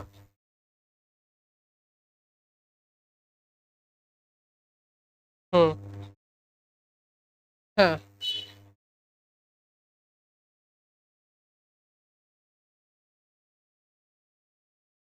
হুম। হ্যাঁ, হ্যাঁ। হ্যাঁ, হ্যাঁ, হ্যাঁ, বেসিক মানে খুব সিম্পল জিনিস, বাট তোমাকে কোয়েশ্চেন যদি ঘুরিয়ে ফিরিয়ে জিজ্ঞেস করে একটু মানে এটা কি হয়, এটা কি হয়? বাট কোয়েশ্চেন দেখে তোমাকে বেসিক্যালি অ্যান্সারটা দিতে হবে। এটাকে তুমি কি বলতে চাইছো অ্যাকচুয়ালি? কালেক্টিভলি কিছু একটা মানে এতে কিছু কিছু একটা স্ট্রং ডিফারেন্সেস নয়। এটা বাস এরিয়া ওয়াইজ এটাতে বেসিক ডিফারেন্স আছে। Area wise. এরিয়া ছোট, একটু বড়, তার থেকে মানে ম্যাক্সিমাম। বাস খতম। এর থেকে কিছু একটা স্ট্রং ডিফারেন্স দেখি, এইটা থাকলেই আমরা জ্ঞান বলতে পারবো, এরকম কিছু না। এরিয়া যদি ছোট হয় ওটাকে আমরা জ্ঞান বলবো। বড় একটা এরিয়া থাকে ম্যান, তার থেকে বড় গ্লোবালি কানেক্ট থাকে ভ্যান হয়ে গেল। এটাই একটা কনসেপ্ট। তুমি একটা ডেডিকেটেডলি বলতে পারবে না কি ভ্যান যখন 195 কান্ট্রিজ, যত কান্ট্রিজ ওইখানে থাকবে, 193 কান্ট্রিজে থাকে ভ্যান হবে না, এটা তো কোনো মানে হয় না। 193-তে থাকে ওটা ওয়াইড এরিয়া নেটওয়ার্কই হবে। 120খানা থাকে ওয়াইড এরিয়া নেটওয়ার্ক হবে। কেন কি ওটা ম্যানের থেকে বেশি মানে সিটি থেকে, যেহেতু একটা সিটি থেকে যখনই আমরা বেরিয়ে যাচ্ছি ভ্যান হয়ে গেল। জয়পুর অ্যান্ড কলকাতার মধ্যে যখন ইন্টারনেট থাকে ওটাও একটা वाइड एरिया नेटवर्क हो गया। मेट्रोपॉलिटन एरिया बेसिकली सिटी मध्य था, सिटी से बाहर निकले तो वो वैन हो गया। वैसा ऐसा ऐसा टाइप का कॉन्सेप्ट है इनका। ठीक है। तो ऐसा कोई प्रॉपर एक। हाँ। हम्म। हाँ, हाँ, हाँ, हाँ। তো এটাই পার্সপেক্টিভ তোমাকে। হুম। হ্যাঁ। তো পার্সপেক্টিভ তোমাকে বুঝতে হবে কি কোশ্চেনটা আস্ক কি হচ্ছে, তো ওইটা ধরেই তুমি অ্যান্সারটা প্রপার অ্যান্সার দিতে পারবে। ঠিক আছে। तो next computer virus. Computer virus क्या है? किसी भी टाइप का अनवांटेड सॉफ्टवेयर प्रोग्राम जो हमें नहीं चाहिए, जो हमारे लिए हार्मफुल है। एक बात यह कि ऐसा ऐसा एक प्रोग्राम है, कंप्यूटर वायरस एक प्रोग्राम होता है। वायरस एक एग्जीक्यूटेबल प्रोग्राम होता है जो बेसिकली बैच फाइल में होता है। तो वो एक हो गया अनवांटेड प्रोग्राम जो हमारे फंक्शन के लिए हार्मफुल है, या हमारे सिस्टम को मतलब किसी टाइप से हार्म पहुंचा सकता है। या तो क्या होगा, सिस्टम का रिमोट एक्सेस ले लेगा, तुमको समझ में नहीं आएगा, या कुछ डेटा चुरा लेगा, या सिस्टम को पूरा क्रैश कर देगा।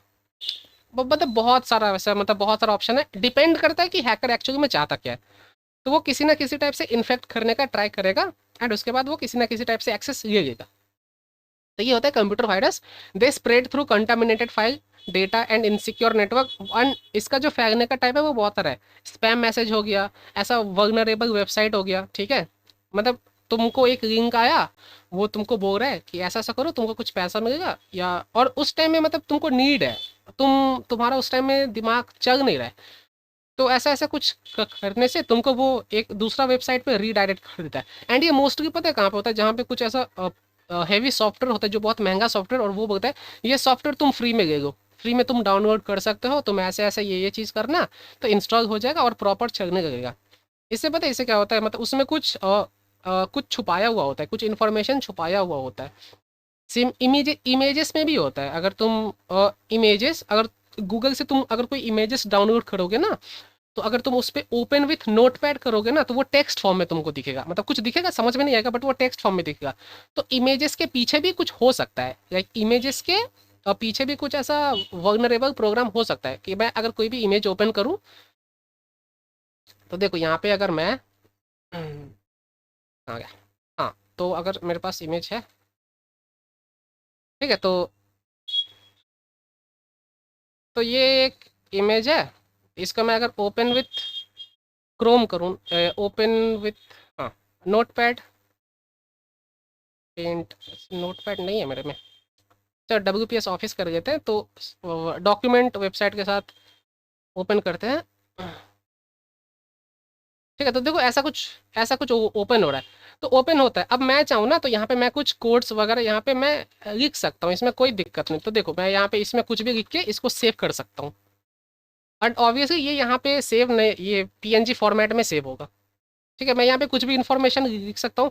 अगर ऐसे में सोचो किसी ने इसको सेव किया फोटो को, और उसने डबल क्लिक करके ओपन किया, तो जो यहाँ पे कोड होता है ना वो ऑटोमेटिकली एग्जीक्यूट हो जाता है। तो और तुमको लग रहा है तुम इमेज ओपन किए हो, और और वहाँ पे कोड, ये इमेज में कुछ ऐसा हार्मफुल मलेशियस ये होता है कोड, तुम डबल क्लिक किए वो कोड, और वो कोड हरदम एग्जीक्यूटेबल होता है, तुम डबल क्लिक किए तो वो एग्जीक्यूट होना बैकग्राउंड में ऑटोमेटिक स्टार्ट हो जाएगा, और तुमको समझ में नहीं आएगा। पहला बात मतलब समझ में नहीं आता है, किसी को भी समझ में नहीं आता है, क्योंकि वो सामने डिस्प्ले ही नहीं होता है, वो बैक एंड में चलते रहता है, तुम काम कर रहे हो वो भी बैक एंड में एग्जीक्यूट हो रहा है। तो ऐसे टाइप से क्या क्या करते हैं, जो फ्री में अगर तुमको कुछ मिल रहा है ना, फ्री में अगर कुछ बहुत महंगा चीज़ फ्री में मिल रहा है, तो वहाँ पे हाई चांसेस है कि ऐसा कुछ वहाँ पे सिनेरियो क्रिएट हो रहा है। ठीक है, कि मतलब तुमको फ्री वाले चीज़ के पीछे कुछ ना कुछ छुपा के भेजा जा रहा है। और मतलब तुम फ़ोन पे। हुँ, हाँ। तो ऐसा बहुत बहुत बहुत सारा मैसेजेस है, तुमको बस एक उस लिंक, लिंक तुम्हारे फ़ोन में उससे कोई हार्मफुल नहीं है। द मोमेंट तुम लिंक पे क्लिक किया बस तुम्हारा गया, तुम्हारा एक्सेस मतलब उसको मिल गया, एक्सेस उसको अवेलेबल हो गया। लिंक अगर है तो उससे कोई दिक्कत नहीं है। लिंक पे क्लिक नहीं करना चाहिए कभी भी, मतलब अनवांटेड सोर्स से कभी भी किसी भी टाइप का लिंक है, तुम पहले उसको क्रॉस वेरीफाई करो, लिंक नहीं आता है। और तुमको अभी तो लाइक अभी क्या होता है ना, फ्लिपकार्ट का ऑलमोस्ट डुप्लीकेट वेबसाइट बना लेते हैं, उसमें अंतर क्या रहता है, बस डोमेन नेम का, जैसे flipkart.com या डॉट इन है ना, इंडिया के लिए डॉट इन होता है, वो डॉट ओ आर जी लिख देंगे, इस पे बहुत सारे लोग ध्यान नहीं देते हैं। और वो सेम टू सेम फ्लिपकार्ट जैसा ही तुमको दिखता है, तुमको अगर फ्लिपकार्ट से तुमने ऑर्डर किया है, वहाँ पे एक छोटा सा ये होता है, यहाँ पे देखो ये कुछ ऐसा होता है, सिमिलर होता है, जस्ट मैंने Flipkart dot O R G, ये जो डॉट ओ आर जी लिखा है ना, ये ठीक है, ये एक्सटेंशन उसमें चेंज होता है, और कुछ होता नहीं है। और तुमको लगेगा ये सेम टू सेम। ठीक है, तो देखो अभी flipkart.com ओपन हुआ है, देखो मैं यहाँ पे फिर से डॉट ओ आर जी लिखूंगा, तो देखो मैंने लिखा डॉट ओ आर जी है, बट ओपन क्या होगा वो देख लो, डॉट कॉम ही ओपन। और ये देखो ये भी थोड़ा सा टाइम ले रहा है, क्योंकि मैंने डॉट ओ आर जी लिखा है। अगर मैं डॉट कॉम लिखता तो इतना देर ये घूमता नहीं, इतना देर ये ओपन हो गया हुआ रहता है। जस्ट बिकॉज मैंने ओ आर जी लिखा है तो वो घूम रहा है। ठीक है, और वो इसका मतलब क्या कि फ्लिपकार्ट ने ऑलरेडी सारा एक्सटेंशन खरीद के रखा है, ताकि कोई उसका डुप्लीकेट नहीं बना सके। तो ऐसा ही होता है कि बहुत सारे लोग क्या करते हैं, सिमिलर टाइप का वेबसाइट बना देते हैं, एंड उसको प्रमोट करते हैं, प्रमोट या पैसा देके उसको भेजते हैं, क्योंकि पैसा देने से क्या आता है ना, वो टॉप रिजल्ट पे दिखता है। एंड जो लोग जिनको नहीं पता है उनको लगता है ये एक्चुअल वेबसाइट है, और वो वहाँ पे जाके ऑर्डर प्लेस कर देते हैं, फिर गया। पैसा गया, सामान भी गया, सब गया। ठीक। तो टाइप्स ऑफ कंप्यूटर वायरसेस, अच्छा टाइप्स ऑफ कंप्यूटर वायरस, और कुछ मतलब ऑब्वियसली वायरस को मारने के लिए एंटीवायरस आता है, एंड एंटीवायरस ऑब्वियसली हरदम 100% इफेक्टिव नहीं होता है। जस्ट एक एग्जांपल सोचो, एक कुछ ऐसा वायरस आया था, पता है जो क्या करता था, अगर एंटीवायरस ने उसको डिटेक्ट किया, जैसे वो वायरस का अगर क्वांटिटी एक है, उसका अगर एक अगर ये है कॉपी है, तो जैसे एंटीवायरस उसको डिटेक्ट करके मारा, तो वो अपने आप को रेप्लिकेट कर देता था 1 से 2 में। तो अभी एंटीवायरस 2 को मारेगा 4 हो जाएगा, 4 को मारेगा 8 हो जाएगा, 8 को मारेगा 16 हो जाएगा। तो ये एक तरीके से एंटीवायरस उस वायरस को और ज़्यादा ये कर रहा है। तो जो वायरस अगर कोई लिखता है तो बहुत लॉजिकल सोच के लिखता है कि कैसे हम इसको ये मैनिपुलेट किया जा सकता है, कैसे हम एंटीवायरस से हम बच के निकल सकते हैं। तो उसने वायरस को ऐसा ऐसा किया था कि जितना बार एंटीवायरस उसको डिटेक्ट करेगा, वो खुद को रेप्लिकेट कर देगा। एक बार किया तो 2 हो गया, 2 से 4 हो गया, 4 से अब एंटीवायरस उसको डिटेक्ट किया जा रहा है, वो खुद को रेप्लिकेट किया जा रहा है। जस्ट नॉर्मल जो ह्यूमन बॉडी में जैसे वायरस काम करता है, सबसे पहले एक सेल के ऊपर अपना कंट्रोल देता है, फिर उसके बाद नेक्स्ट सेल के ऊपर कंट्रोल देता है, फिर ऐसे ऐसे करते धीरे धीरे वो पूरा उस एरिया के सेल के ऊपर कंट्रोल लेता है। सिमिलर टाइप से यहाँ पे भी होता है। अभी टाइप्स ऑफ कंप्यूटर वायरसेस बहुत सारे, तो देखो यहाँ पे जो टाइप्स ऑफ कंप्यूटर वायरस है ना, और एंटीवायरस में ये कुछ नाम आते हैं कंपनीज का, ये शायद कैस्पर्स की, एवास्ट, क्विक हिल। ठीक है, ये सब हो गया एंटीवायरस का नाम। अभी जो कंप्यूटर वायरस होते हैं वो बहुत सारे टाइप का होते हैं, और कुछ कुछ नाम तुमको सिमिलर टाइप का देगा। ठीक है, तो मैंने लास्ट में डिफरेंस मैंने ये लिखा है कि बेसिकली मैलवेयर वायरस, और एक था एक वायरस को हम वायरस ही बोलते हैं, एक को हम मैलवेयर बोलते हैं, और एक को शायद क्या था, हाँ एक ये तुम्हारा वायरस वायरसेस ही हो गया, और एक और कुछ था। ठीक है, वायरसेस, बॉटनेट, मैलवेयर, हाँ वॉर्म।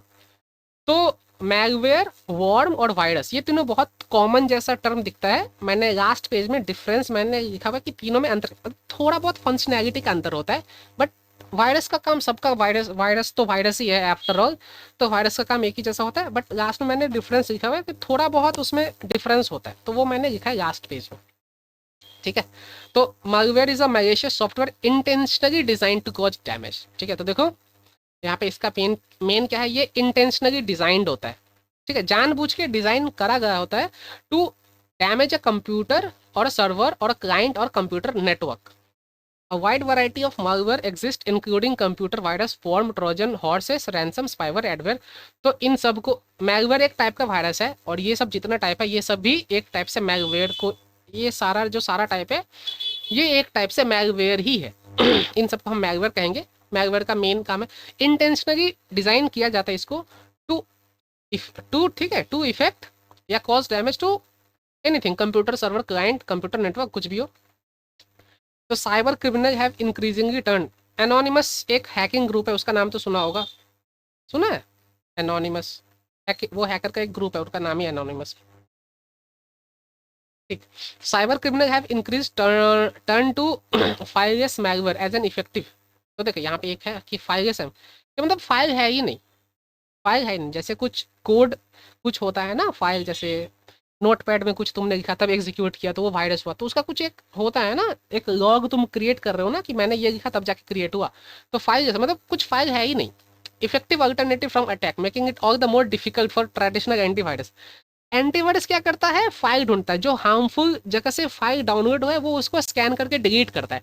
जस्ट सपोज एक ऐसा वायरस है जिसका कोई फाइल ही नहीं है, तो एंटीवायरस क्या करेगा, एंटीवायरस बोलेगा तो तुम्हारा सिस्टम एकदम फर्स्ट क्लास है, बट उसको फाइल मिला ही नहीं। ठीक है, because of the low footprint, low footprint and the absence of file to scan. File है नहीं तो वो स्कैन क्या करेगा, एंड फुटप्रिंट भी कुछ है नहीं। फुटप्रिंट यानी वो एक पैटर्न नोटिस करता है कि कौन सा फुटप्रिंट यानी कुछ वो नोटिस कर रहा है कि एक सिमिलर टाइप का पैटर्न है, एक ये चीज़ है। जैसे मैंने सोचो एक मेरा कुछ नाम का फाइल है, मैंने एक फोल्डर में लिखा, तो उस फोल्डर में जितने सारे दूसरे फाइल वो सब डिलीट हो गया सिवाय उस एक फाइल के। तो इससे एक डाउट क्रिएट होता है कि जब फोल्डर का सारा फाइल डिलीट हो गया तो ये एक अकेला फाइल वहाँ पे कैसे रह सकता है, जब 10 का 11 में से 10 जब डिलीट हो गया ये एक अकेला कैसे बच सकता है। तो ये हो गया फुटप्रिंट, तो इस पर डाउट क्रिएट होता है, तो वैसा टाइप का। तो एंटीवायरस वही फुटप्रिंट डिटेक्ट करता है, अगर उसके पास ज़्यादा फुटप्रिंट अवेलेबल नहीं है तो वो डिटेक्ट ही नहीं कर पाएगा, और ऊपर से फाइल है ही नहीं तो वो क्या डिटेक्ट करेगा। ठीक है, तो ये इंटेंशनल, तो ये सारे टाइप जो है ये वॉर्म ट्रोजन हॉर्स ये सारे एक टाइप से मालवेयर के अंदर ही आते हैं। ठीक है, नेक्स्ट हमारे पास वॉर्म्स है। वॉर्म ठीक जैसे इसका नाम है, देखो जितना सारा यहाँ पे वायरस का नाम है, जैसा नाम है वो काम भी वैसे ही करता है जैसे वॉर्म है। Worm are spread via software vulnerability. ठीक है, और फिशिंग अटैक्स, तो फिशिंग एक टाइप का अटैक होता है। फिशिंग अटैक यानी जैसे मछली जो पकड़ते हैं वैसा ही उसमें वैसा ही टाइप का कुछ सिनेरियो क्रिएट होता है, फॉर दैट रीजन उसको फिशिंग अटैक कहते हैं। Worms are spread via software vulnerability और phishing attacks. Once a worm has installed itself into your computer memory, it starts to infect the whole machine and in some cases your whole network। तो वो धीरे धीरे, जैसे worm का काम क्या है, वो धीरे धीरे धीरे धीरे धीरे सब कुछ को डाइजेस्ट करने लगता है, तो वैसे एक बार worm इंस्टॉल हो गया वो धीरे धीरे धीरे धीरे सब कुछ को अफेक्ट करने लगेगा। ठीक है, depending upon the type of worm this parasites nasties can ठीक है, मतलब ये क्या क्या चेंजेस कंप्यूटर में ला सकता है, तो मतलब worm क्या क्या कर सकता है। ठीक है, तो देखो modify and delete file, inject malicious software onto computer, replicate themselves over and over to deplete system resources, like खुद को वो रेप्लिकेट किए ताकि वो और फास्ट जो तुम्हारा सिस्टम है उसको नुकसान पहुंचा पाए। Steal your data, install a convenient backdoor for hackers. तो install a convenient backdoor for hacker मतलब क्या, मतलब एक टाइप का तुम्हारे पास एक सीक्रेट डोर ओपन करा हैकर के लिए, ताकि वहां से वो डायरेक्टली तुम्हारे कंप्यूटर का एक्सेस ले बट उसके पहले उसको क्या करना होगा, वॉर्म इंस्टॉल करना होगा या ऐसा कुछ लॉजिक कोड लिखना होगा जिससे वो ये सब काम कर सकता है। ठीक है, नेक्स्ट हमारे पास जो नाम है वो वायरसेस ही है, इसका नाम ही वायरसेस है। Unlike worms viruses need an already infected active operating system और प्रोग्राम टू वर्क। तो देखो मेन डिफरेंस यहाँ पे ये है कि वॉर्म में क्या होता है ना, वॉर्म में एक हेल्दी सिस्टम अफेक्ट करता है। Worm affect a healthy system but viruses can not affect a healthy system. ठीक है, मेन अंतर ये है कि वॉर्म जो है वो एक हेल्दी सिस्टम का जिसमें कोई खराबी नहीं है वो उसको अफेक्ट करता है। वायरसेस क्या करता है, वो एक ऑलरेडी इन्फेक्टेड सिस्टम को, ठीक है, उसके ऊपर वो काम करेगा तो वो उसको इन्फेक्ट कर सकता है, हेल्दी सिस्टम पे नहीं कर सकता। Viruses are typically attached to an executable file. और वर्ड डॉक्यूमेंट। अभी जैसा मैंने तुमको दिखाया ना, फोटो को मैंने कुछ वहाँ पे टाइप किया और मैं सेव करूँगा तो वो सेव हो जाएगा। तो वो किसी न किसी डॉक्यूमेंट के पीछे, टेक्स्ट फाइल के पीछे, और वो एग्जीक्यूटेबल तो तुमने देखा होगा। तो और एक बात की, अगर तुम पीसी पे कभी कुछ डाउनलोड कर रहे हो ना, तो डॉट ई एक्सी फाइल अगर दिखे ना, डॉट ई एक्सी, इसका मतलब होता है एग्जीक्यूटेबल है। तुम उसको ओपन करोगे तो ऑटोमेटिकली एग्जीक्यूट हो जाएगा। ऑटोमेटिकली एग्जीक्यूट हो जाएगा। तो 99% केसेस में होता है कि अगर एग्जीक्यूटेबल फाइल अगर तुमने अनवांटेड सोर्स से डाउनलोड किया है तो वो वायरस उसमें होने का 200% चांसेस है। इसीलिए बोलते हैं कि एग्जीक्यूटेबल फाइल को कभी अनवांटेड सोर्स से डाउनलोड नहीं करना चाहिए। अगर तुमने किया भी तो बहुत मतलब सोच समझ के उसको अप्लाई करना चाहिए एग्जीक्यूटेबल फाइल को, क्योंकि तुम्हारे पास ऑप्शन ही नहीं रहता है। तुमने डबल क्लिक किया, वो एग्जीक्यूट हो जाएगा कोड, और कोड, वायरस का कोड कुछ खास बड़ा सा नहीं होता है, बहुत छोटा सा होता है, वो फटाक से एग्जीक्यूट हो जाता है, ज़्यादा टाइम नहीं लगता है। उसके बाद एक बार वो चीज़ हो गया, उसके बाद से वो धीरे धीरे अपना काम स्टार्ट करने लगता है। तो धीरे धीरे वो छोटा से डैमेज स्टार्ट करता है, धीरे धीरे उसका डैमेज वो इंक्रीज होते जाता है। ठीक है। Most people are probably aware that dot E X E file extension could lead to issue. ठीक है। डॉट ई एक्सी फाइल तो कभी मतलब हमेशा अनट्रस्ट वर्दी समझा जाता है, but there are hundred of other file extension that donate an executable file. तो बस डॉट ई एक्सी पे हैकर्स थोड़ी डिपेंडेंट रहेगा। वो क्या करता है, हैकर्स क्या करते हैं, नए नए वेज इन्वेंट करते रहता है कि कैसे इसको हैक करा जा सकता है, और क्या क्या मतलब जैसे सबको डॉट ई एक्सी के बारे में पता चल गया कि डॉट ई एक्सी अब कोई एग्जीक्यूट ओपन ही नहीं कर रहा है, तो ऑब्वियसली वो थोड़ी बैठेंगे कि डॉट ई एक्सी कोई 10 साल बाद कोई ओपन करे। नहीं, वो कुछ नया मेथड लेके आएंगे जो जिसके बारे में लोग को पता नहीं है और लोगों को जेन्युइन लगता है। तो वायरसेस क्या, spread via infected website. Infected website, file sharing और ईमेल अटैचमेंट जो डाउनलोड होते हैं वहाँ पे पेनली वायरसेस पाया जाता है। ऑलरेडी इन्फेक्टेड सिस्टम पे होता है वायरस। তো অলরেডি ইনফেক্টেড मतलब ওয়েবসাইট, ধরো কোনো একটা ওয়েবসাইট আছে যেটা অলরেডি ইনফেক্টেড, যেটার উপরে অলরেডি পাস্টে অলরেডি হ্যাকিং অ্যাটাক হয়েছে, আর তুমি ওইখান থেকে ফাইল কিছু একটা ডাউনলোড করছো, দেন হাই চান্সেস আছে কি ওখানে অলরেডি কিছু না কিছু একটা ভাইরাস রয়েছে। A virus will lie dormant until the infected host file or program is executed। তো দেখো, a virus will lie dormant, like dead এর মতো থাকবে যতক্ষণ তুমি এক্সিকিউট ওটাকে করছো না, ওটা অ্যাজ ইট ইজ থাকবে অ্যান্ড তোমাকে বুঝতে দেবে না কি দ্যাট ওটা ওখানে আছে, ভাইরাস বলে কিছু একটা ওখানে রয়েছে। তো ডরম্যান্ট থাকে যতক্ষণ তুমি ওটা এক্সিকিউট করছো না। Once that happens the virus is able to replicate itself and spread through your system. The moment তুমি ওটা তো দ্য মোমেন্ট তুমি ওটাকে এক্সিকিউট করবে, আফটার দ্যাট ও নিজেকে এক্সিকিউট করে, ওটা নিজেকে রেপ্লিকেট করে, অ্যান্ড ফার্দার ও যে কাজটা অবভিয়াসলি ওটা পারফর্ম করবে। Bots and বটনেটস। বটনেট তুমি বুঝতে পারছো কি, বট ওভার দি ইন্টারনেট। বটনেট মানে কি হয়, bot is a computer that's been infected with malware. Already ওটা ইনফেক্টেড রয়েছে অ্যান্ড এটার যে অ্যাক্সেসটা রয়েছে ওটা হ্যাকারের কাছে রয়েছে। ঠিক আছে। বটনেট মানে এমন একটা সিস্টেম যেটা ইন্টারনেটে রয়েছে, ওটা অলরেडी ইনফেক্টেড রয়েছে অ্যান্ড ওটা যে অ্যাক্সেসটা ওটা কোনো হ্যাকারের কাছে আছে। तो बॉटनेट का सबसे ज़्यादा मतलब ये डॉस अटैक। ठीक है। डॉस होता है ना, डॉस अटैक होता है, वहाँ पे बॉटनेट का बहुत ज़्यादा। बॉटनेट से क्या करते हैं ना, जैसे सपोज कोई एक वेबसाइट है, किसी को पता चला ये वेबसाइट बहुत अच्छा काम कर रहा है और इसका को ऐसा इसका नीड है, वेबसाइट का नीड है और सब कोई उसको चला रहा है, तो वो क्या करेगा ना, वो फॉल्स ट्रैफिक भेजेगा। उसके पास मतलब एक हैकर है, मतलब स्ट्रॉन्ग हैकर, ऐसा नहीं कि कुछ ऐसा रद्दी वद्दी सा हैकर है, एक स्ट्रॉन्ग हैकर है और वो मतलब हैकिंग मतलब वो ऑलमोस्ट पता है उसको एक्चुअल में हैकिंग होता क्या। तो और उसके पास ऐसे हजारों कंप्यूटर का एक्सेस है। वो क्या करेगा, सब सारे कंप्यूटर में से एक लोकेशन से सारे कंप्यूटर में सेम वो आईपी एड्रेस डालेगा, वो जो या जो वो डोमेन का जो एड्रेस है वो डालेगा। इससे क्या होगा, at a single point of time उस वेबसाइट पे इतना ज़्यादा ट्रैफिक हो जाएगा ना कि उसका सर्वर क्रैश हो जाएगा। मोस्ट ऑफ द टाइम जो सर्वर क्रैश का सिनेरियो होता है, वो डॉस अटैक की वजह से होता है। लाइक उस वेबसाइट पे इतना इतना मतलब इतना ट्रैफिक आ जाता है कि उस वेबसाइट का उतना कैपेबिलिटी ही नहीं है कि वो इसको झेल सके। अब ये चीज़ मतलब बेसिकली हैंग टाइप का हो जाए। जैसे तुम कंप्यूटर में देखोगे, कभी कभार तुम अगर कुछ हेवी सा सॉफ्टवेयर ये रन करने का ट्राई करोगे तो वो बहुत टाइम बाद एग्जीक्यूट है, वो घूम रहा है, माउस दिखेगा थोड़ा सा घूमेगा, माउस दिखेगा थोड़ा सा घूमेगा। उसके बीच में अगर तुमने कुछ दूसरा फाइल ओपन किया तो वो भी नहीं खुलेगा और तुमने जो फाइल ओपन किया वो भी नहीं खुलेगा, तो एकदम से अटक जाएगा। वो एक टाइप से एक क्रैश ही हुआ।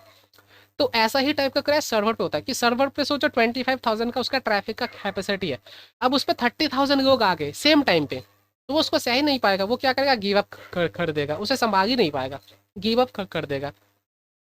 तो ऐसे ही होता है जनरली, सर्वर क्रैश ऐसे ही होता है, और बेसिकली ये वेबसाइट पे किया जाता है।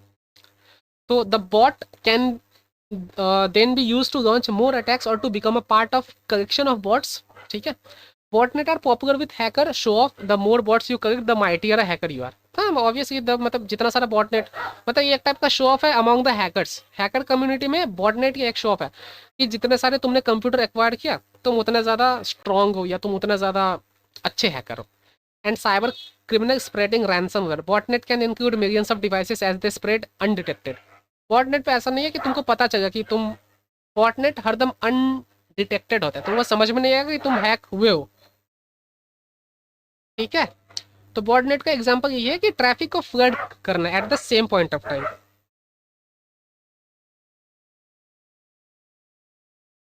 एक जगह पे ट्रैफिक को फ्लड करना बॉटनेट का मेन ऑब्जेक्टिव है। अब botnet help hacker with all manner of malicious activities. तो देखो बॉटनेट से एक तो की लॉगिंग होता है। की लॉगिंग यानी तुम्हारे सिस्टम में एक ऐसा सॉफ्टवेयर इंस्टॉल हो गया कि तुम जैसे जैसे कीबोर्ड पे तुम जो जो प्रेस करोगे, जो जो टाइप करोगे, वो वहाँ पे ऑटोमेटिकली सेव होता जाएगा। तो तुमको समझ में नहीं आएगा। ठीक है, तुम जो जो टाइप कर रहे हो वो तुमको समझ। और ये पता है, ये जो की लॉगिंग बेसिकली एक सॉफ्टवेयर है। की लॉगर वो एक सॉफ्टवेयर आता है। तो तुम किसी साइबर कैफे में गए, वहाँ पे तुमने किसी ऐसा डिवाइस पे की लॉगर इंस्टॉल कर दिया, तो सामने वाले को समझ में नहीं आया क्योंकि वो कभी दिखता नहीं है, सामने नहीं दिखता है। ऑब्वियसली वो स्टोर्ड होता है, लॉग में सेव होता है, बट सामने दिखता नहीं कि ऐसा कुछ टाइप का एप्लीकेशन स्टोर्ड हुआ है। तुम जैसे जो जो की प्रेस करोगे वो वहाँ पे वो हिटअप होते जाता है, वो वहाँ पे सेव होते जाता है। तो फिर तुम एक दिन गए की अगर इंस्टॉल किए, दूसरा दिन गए तुमने देखा किसने क्या क्या टाइप किया, यूजर आईडी पासवर्ड, तो तुमको मिल गया। तो वैसा टाइप का कुछ होता है। And obviously webcam access, तो की लॉगिंग तो स्क्रीनशॉट हो गया, and webcam access spreading other types of malware, sending spam and phishing message. तो ऐसा सोचो, ये मेरा कंप्यूटर है, ये मेरा कंप्यूटर है, और नहीं सोचो ये एक ऐसा, ये एक बिजनेसमैन है, ये बिजनेसमैन है। ऑब्वियसली एक बिजनेसमैन का लिंक दूसरे बिजनेसमैन के साथ होता है। यहाँ पे बहुत सारे बिजनेसमैन है, और ये एक हैकर है। इसने क्या किया, इसने इसका एक्सेस लिया।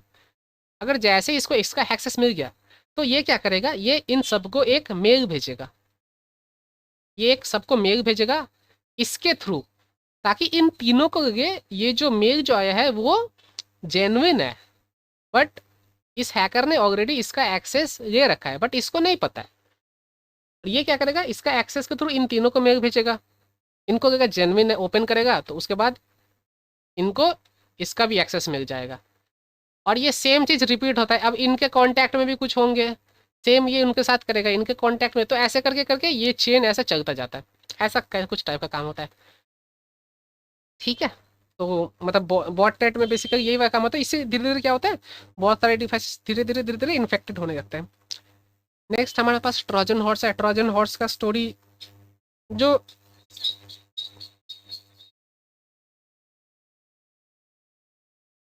হরেরটা এটা বটনেট, ওই বটনেটে কি হয়, বটনেটে দেখো, বটনেটে হ্যাকাররা কি করে, আনঅথরাইজড অ্যাক্সেস নিয়ে নেয়। তোমার যে সিস্টেম বা ডিভাইস রয়েছে ওটা আনঅথরাইজড অ্যাক্সেস, বাট তুমি বুঝতে পারবে না। এটা একটা পয়েন্ট হচ্ছে, বাট তুমি বুঝতে পারবে না যে তোমার ডিভাইস হ্যাকারের অ্যাক্সেস, হ্যাকারের কন্ট্রোলে আছে, আর ও ওটাকে আনঅথরাইজড অ্যাক্সেস নিয়েছে। এবার ও কি করবে, ও তোমার ও তোমার ফোন দিয়ে তুমি যাদেরকে জানো ওদেরকে মেল পাঠাবে। তো যাদেরকে মেল পাঠাবে, মেলটা জেনুইন, মানে যাদেরকে পাঠাচ্ছ, সিন্স ওরা তোমাকে চেনে, অ্যান্ড ওই মেসেজটা বাট তুমি পাঠাওনি, সিন্স ওরা তোমাকে চেনে, তোমার ধরো 3টে ফ্রেন্ডস রয়েছে, ও 3জনকে একটা মেসেজ পাঠালো, অ্যান্ড ঠিক আছে, অ্যান্ড ওইখানে কিছু একটা ও ব্যাক এন্ডে কিছু একটা এক্সিকিউটেবল ফাইল রেখেছে। তোমার ফ্রেন্ডস কি ভাববে যে মেসেজটা তুমি পাঠিয়েছো, কেন কি তুমি জানো না হ্যাঁ তোমার ফোন হ্যাক হয়েছে, আর ওরা অবভিয়াসলি জানে না, তুমি তুমি জানতে পারছো না, ওরা কি করে জানবে।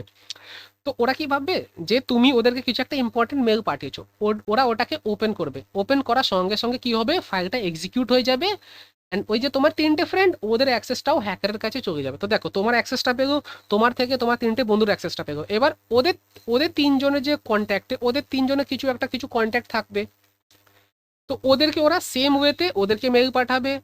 হ্যাকারটা ওদের ফোন দিয়ে তাদের আরও যে কন্ট্যাক্ট আছে ওদেরকে মেল পাঠাবে, ওদের অ্যাক্সেস নিয়ে নেবে। দেন এই চেনটা চলতে থাকে, কন্টিনিউয়াসলি চলতে থাকে। ঠিক আছে, বাট এটা বোঝা খুবই মানে সহজ না, ডিফিকাল্ট একটা, মানে হ্যাকিং জিনিসটা বোঝা অনেকটাই ডিফিকাল্ট। কেন কি ওটা পপ আপ হয় না, যেটা তুমি ধরো কিছু, তুমি একটা ফাইল দেখতে পাচ্ছ যেটা ফেসবুক, তুমি একটা আইকন চলে আসে, এটা ফেসবুক আইকন। বাট হ্যাকিংয়ে এরকম কিছু হয় না। হ্যাকিংয়ে মানে তোমার সব কিছু মানে লগে থাকে, বাট তুমি দেখতে পারো না, তুমি ফিজিক্যালি ওটা তুমি তোমাকে ওটা খুঁজে বার করতে হবে স্পেসিফিকলি কোথায় কিছু একটা ফাইলস রয়েছে, এরকম কিছু একটা ডেডলি কনফিগার ফাইল রয়েছে। তুমি দেখতে পাবে না চোখের সামনে ইমেজের মতো যে হ্যাঁ এটা এটা ইমেজ, এটা আনওয়ান্টেড ইমেজ, এটা আমার চাই না। ওটা থাকবে তোমার ফোনে কিছু একটা কোনো জায়গায় থাকবে, বাট তুমি এটা খুঁজে পাবে না। এরকম ধরনের জিনিস হয়। ঠিক আছে, মানে একটা ফোনের অ্যাক্সেস নিয়ে ওখানে আরো ফোনের অ্যাক্সেস নিয়ে ওখানে আরো ফোনের অ্যাক্সেস নিল। তো এইভাবে এই চেনটা চলতে থাকে, and ধীরে ধীরে ধীরে ও অনেক কটা ফোনের অ্যাক্সেস নিয়ে নিল। তো সব কটা ইনফেক্ট হয়ে গেল। অ্যান্ড এই এই যে অ্যাক্সেস নিয়েছে এগুলো ইনফেক্টেড সিস্টেম, ইনফেক্টেড ডিভাইস, এইগুলোকে আমরা বটনেট বলি। ঠিক আছে। তো ট্রোজান হর্সে তোমরা সবাই হয়তো স্টোরিটা শুনেছো, কি একটা হর্স মানে ये ग्रीक का कुछ था शायद, याद नहीं मेरे को, कुछ ग्रीक का था, तो वहां पे कुछ फाइट हुआ था। तो कुछ वहां पे फाइट हुआ था, तो क्या वहां पे क्या हुआ था ना कि मतलब एक हॉर्स भेजा था अंदर में, अंदर में उसने लकड़ी का हॉर्स भेजा था और उसके अंदर कुछ सैनिक था। तो जैसे हॉर्स अंदर में चला गया, तो वो सैनिक ने वैसे कुछ वहाँ पे एक्टिविटी स्टार्ट कर दिया। ठीक है, मतलब वो युद्ध स्टार्ट कर दिया, वैसा कुछ टाइप का हुआ था। तो सेम जैसे इसका नाम है ट्रोजन हॉर्स, ये भी वैसे ही आता है। तो ट्रोजन हॉर्स तुमको अच्छा कुछ अच्छा चीज़ आ रहा है तुम्हारे लिए, तो तुम उसको आने दोगे। बट जैसे ही एक बार आ गया और तुमने उसको ओपन किया, वो अपना रंग दिखा देगा। ऐसा कुछ टाइप का है। ठीक है, just as it sounds, a Trojan horse is a malicious program that disguise itself as a legitimate file. तुमको क्या ये एक तुमको क्या ये एक अच्छा चीज़ है। ठीक है, लेजिटिमेट है, मतलब ऑथेंटिक है, क्योंकि वो ट्रस्ट वर्दी लुक ये लिखता है।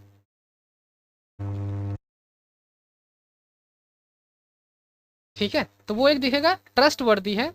और यूजर क्या करेंगे, उसको डाउनलोड करेंगे। It storms the enemy, Trojan themselves are a doorway. तो ट्रोजन का एक बैकडोर क्रिएट करता है, एक रास्ता क्रिएट कर देता है। ठीक है, और बस वहां से क्या, अनगाय का worm they need a host to work.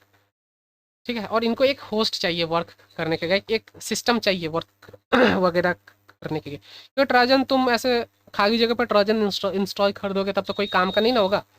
तुमको एक ऐसा सिस्टम पे इंस्टॉल तुमको एक ऐसा इंस्टॉल पे करना होगा जहाँ पे वो कुछ हो, जहाँ पे कुछ एक मतलब कंप्यूटर हो, तभी वो काम करेगा। ठीक है, ट्रोजन हॉर्स का कुछ वैसा है। तो ट्रोजन हॉर्स क्या क्या हो सकता है, डिलीट, मॉडिफाई और capture data, harvest your device as a part of a botnet, मतलब बॉटनेट तुम्हारा डिवाइस का अनऑथराइज्ड एक्सेस ले लिया।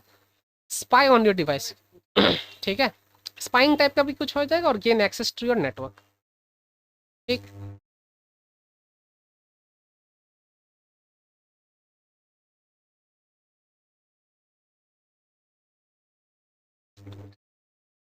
ठीक है, तो सेम ही ऑलमोस्ट तुम सारा वायरस का काम देखोगे, ऑलमोस्ट सेम ही है। मतलब जो वायरस थोड़ा सा स्ट्रांग है, उसका काम सेम ही है। वो या तो डेटा को डिलीट या मॉडिफाई या कैप्चर करेगा, या तुम्हारा डिवाइस पे एक्सेस करके उसको बॉटनेट डिक्लेयर कर देगा, या तो वो तुम पे स्पाई करेगा, या तुम्हारे नेटवर्क पे एक्सेस लेके बाकी सारे जो डिवाइसेस उस नेटवर्क से कनेक्टेड हैं उनका भी एक्सेस वो चीज़ लेगा।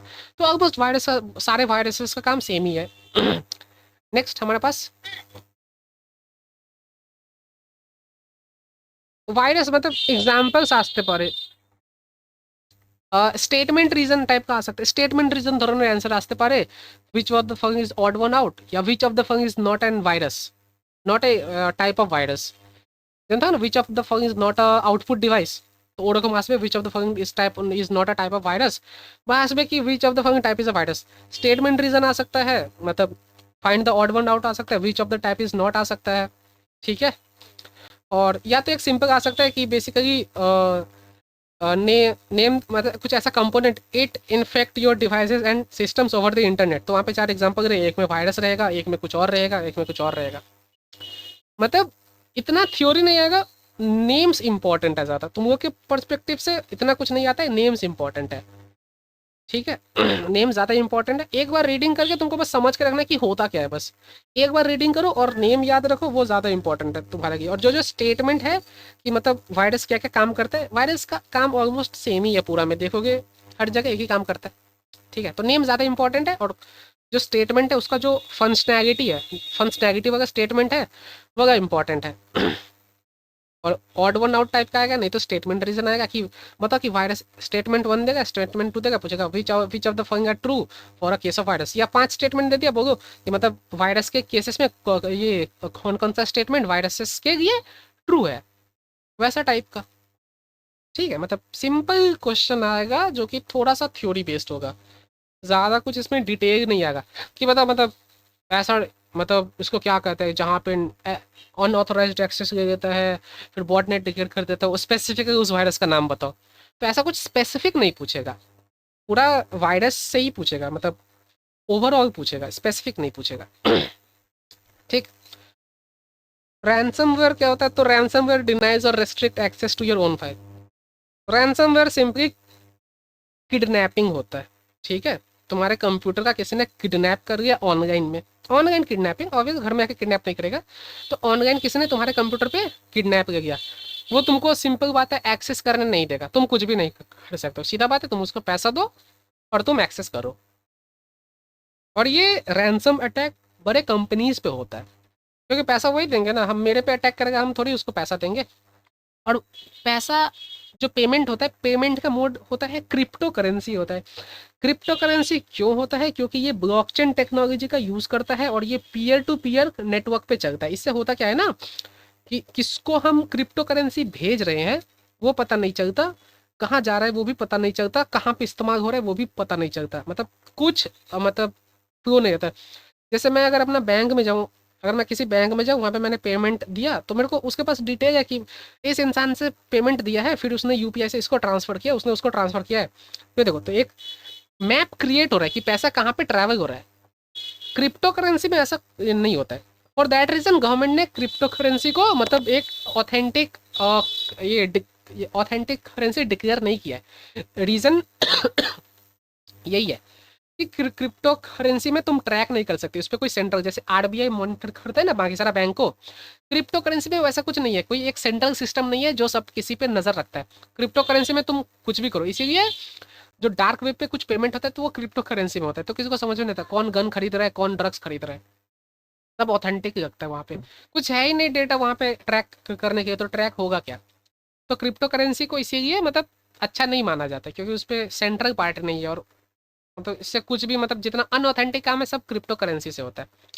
ये देखो, ये एग्जांपल है कि मतलब 2017 में एक रैंसम हुआ था 150 कंट्री में, और जहाँ पे 200 के मतलब 2 लाख कंप्यूटर एक डे में कॉम्प्रोमाइज हुआ था, और उसका नाम था वानाक्राई रैंसमवेयर। ये रैंसमवेयर का नाम था वानाक्राई। और ऑब्वियसली वहाँ पे 100 of millions to billions of dollar वहाँ पे डिनर। सीधा बात है कि मतलब रैंसमवेयर में यही होता है कि वो तुमको किडनैप कर गए, वो तुमको एक्सेस नहीं, तुम कुछ नहीं कर सकते, सिंपली वहाँ पे पॉप दिखेगा, या तो तुम पैसा दे दो, नहीं तो तुम्हारा सारा डेटा जाएगा। अभी सोचो कोई एक बिग फर्म कंपनी है जिसका बहुत सारा डेटा है उसके पास, वो ऑब्वियसली उसको उसके लिए कॉम्प्रोमाइज़ करना ही बेटर है, क्योंकि वो पैसा को ठीक है रीगेन या अपने कैपिटल ऐसा कुछ करके वापस आ सकता है। बट एक बार उसका डेटा चला गया तो डेटा गया, तो मतलब और इनफैक्ट आज के डे में डेटा सबसे ज़्यादा इंपॉर्टेंट चीज़ है। मतलब विदाउट डेटा कोई कंपनी सर्वाइव नहीं कर सकता। तुम कोई भी कंपनी उठा के देखो, कोई भी मल्टीनेशनल कंपनी है, वो लोग डेटा के ऊपर ही है, बिना डेटा उन लोग का ये कुछ भी नहीं है, यूज़र डेटा ही उन लोग के लिए सब कुछ है। बिना यूज़र डेटा का वो कंपनी 1 रुपये का भी हकदार नहीं है। ठीक है, तो देखो इसके बाद और भी सारा रैंसम, तो यही तक रहने देते हैं आज। बहुत फिर अब बस यही है, एडवर्ड स्कैम्स है। ठीक है, इतना सारा। ठीक है, मैं भेज दे रहा हूँ पीडीएफ। बाकी और भी सारा मतलब और भी टाइप्स ही है फिशिंग। ठीक है, टाइप्स ऑफ अटैक्स ही है। ठीक, तो यहाँ तक रहने देते हैं और नेक्स्ट क्लास में कंटिन्यू करेंगे।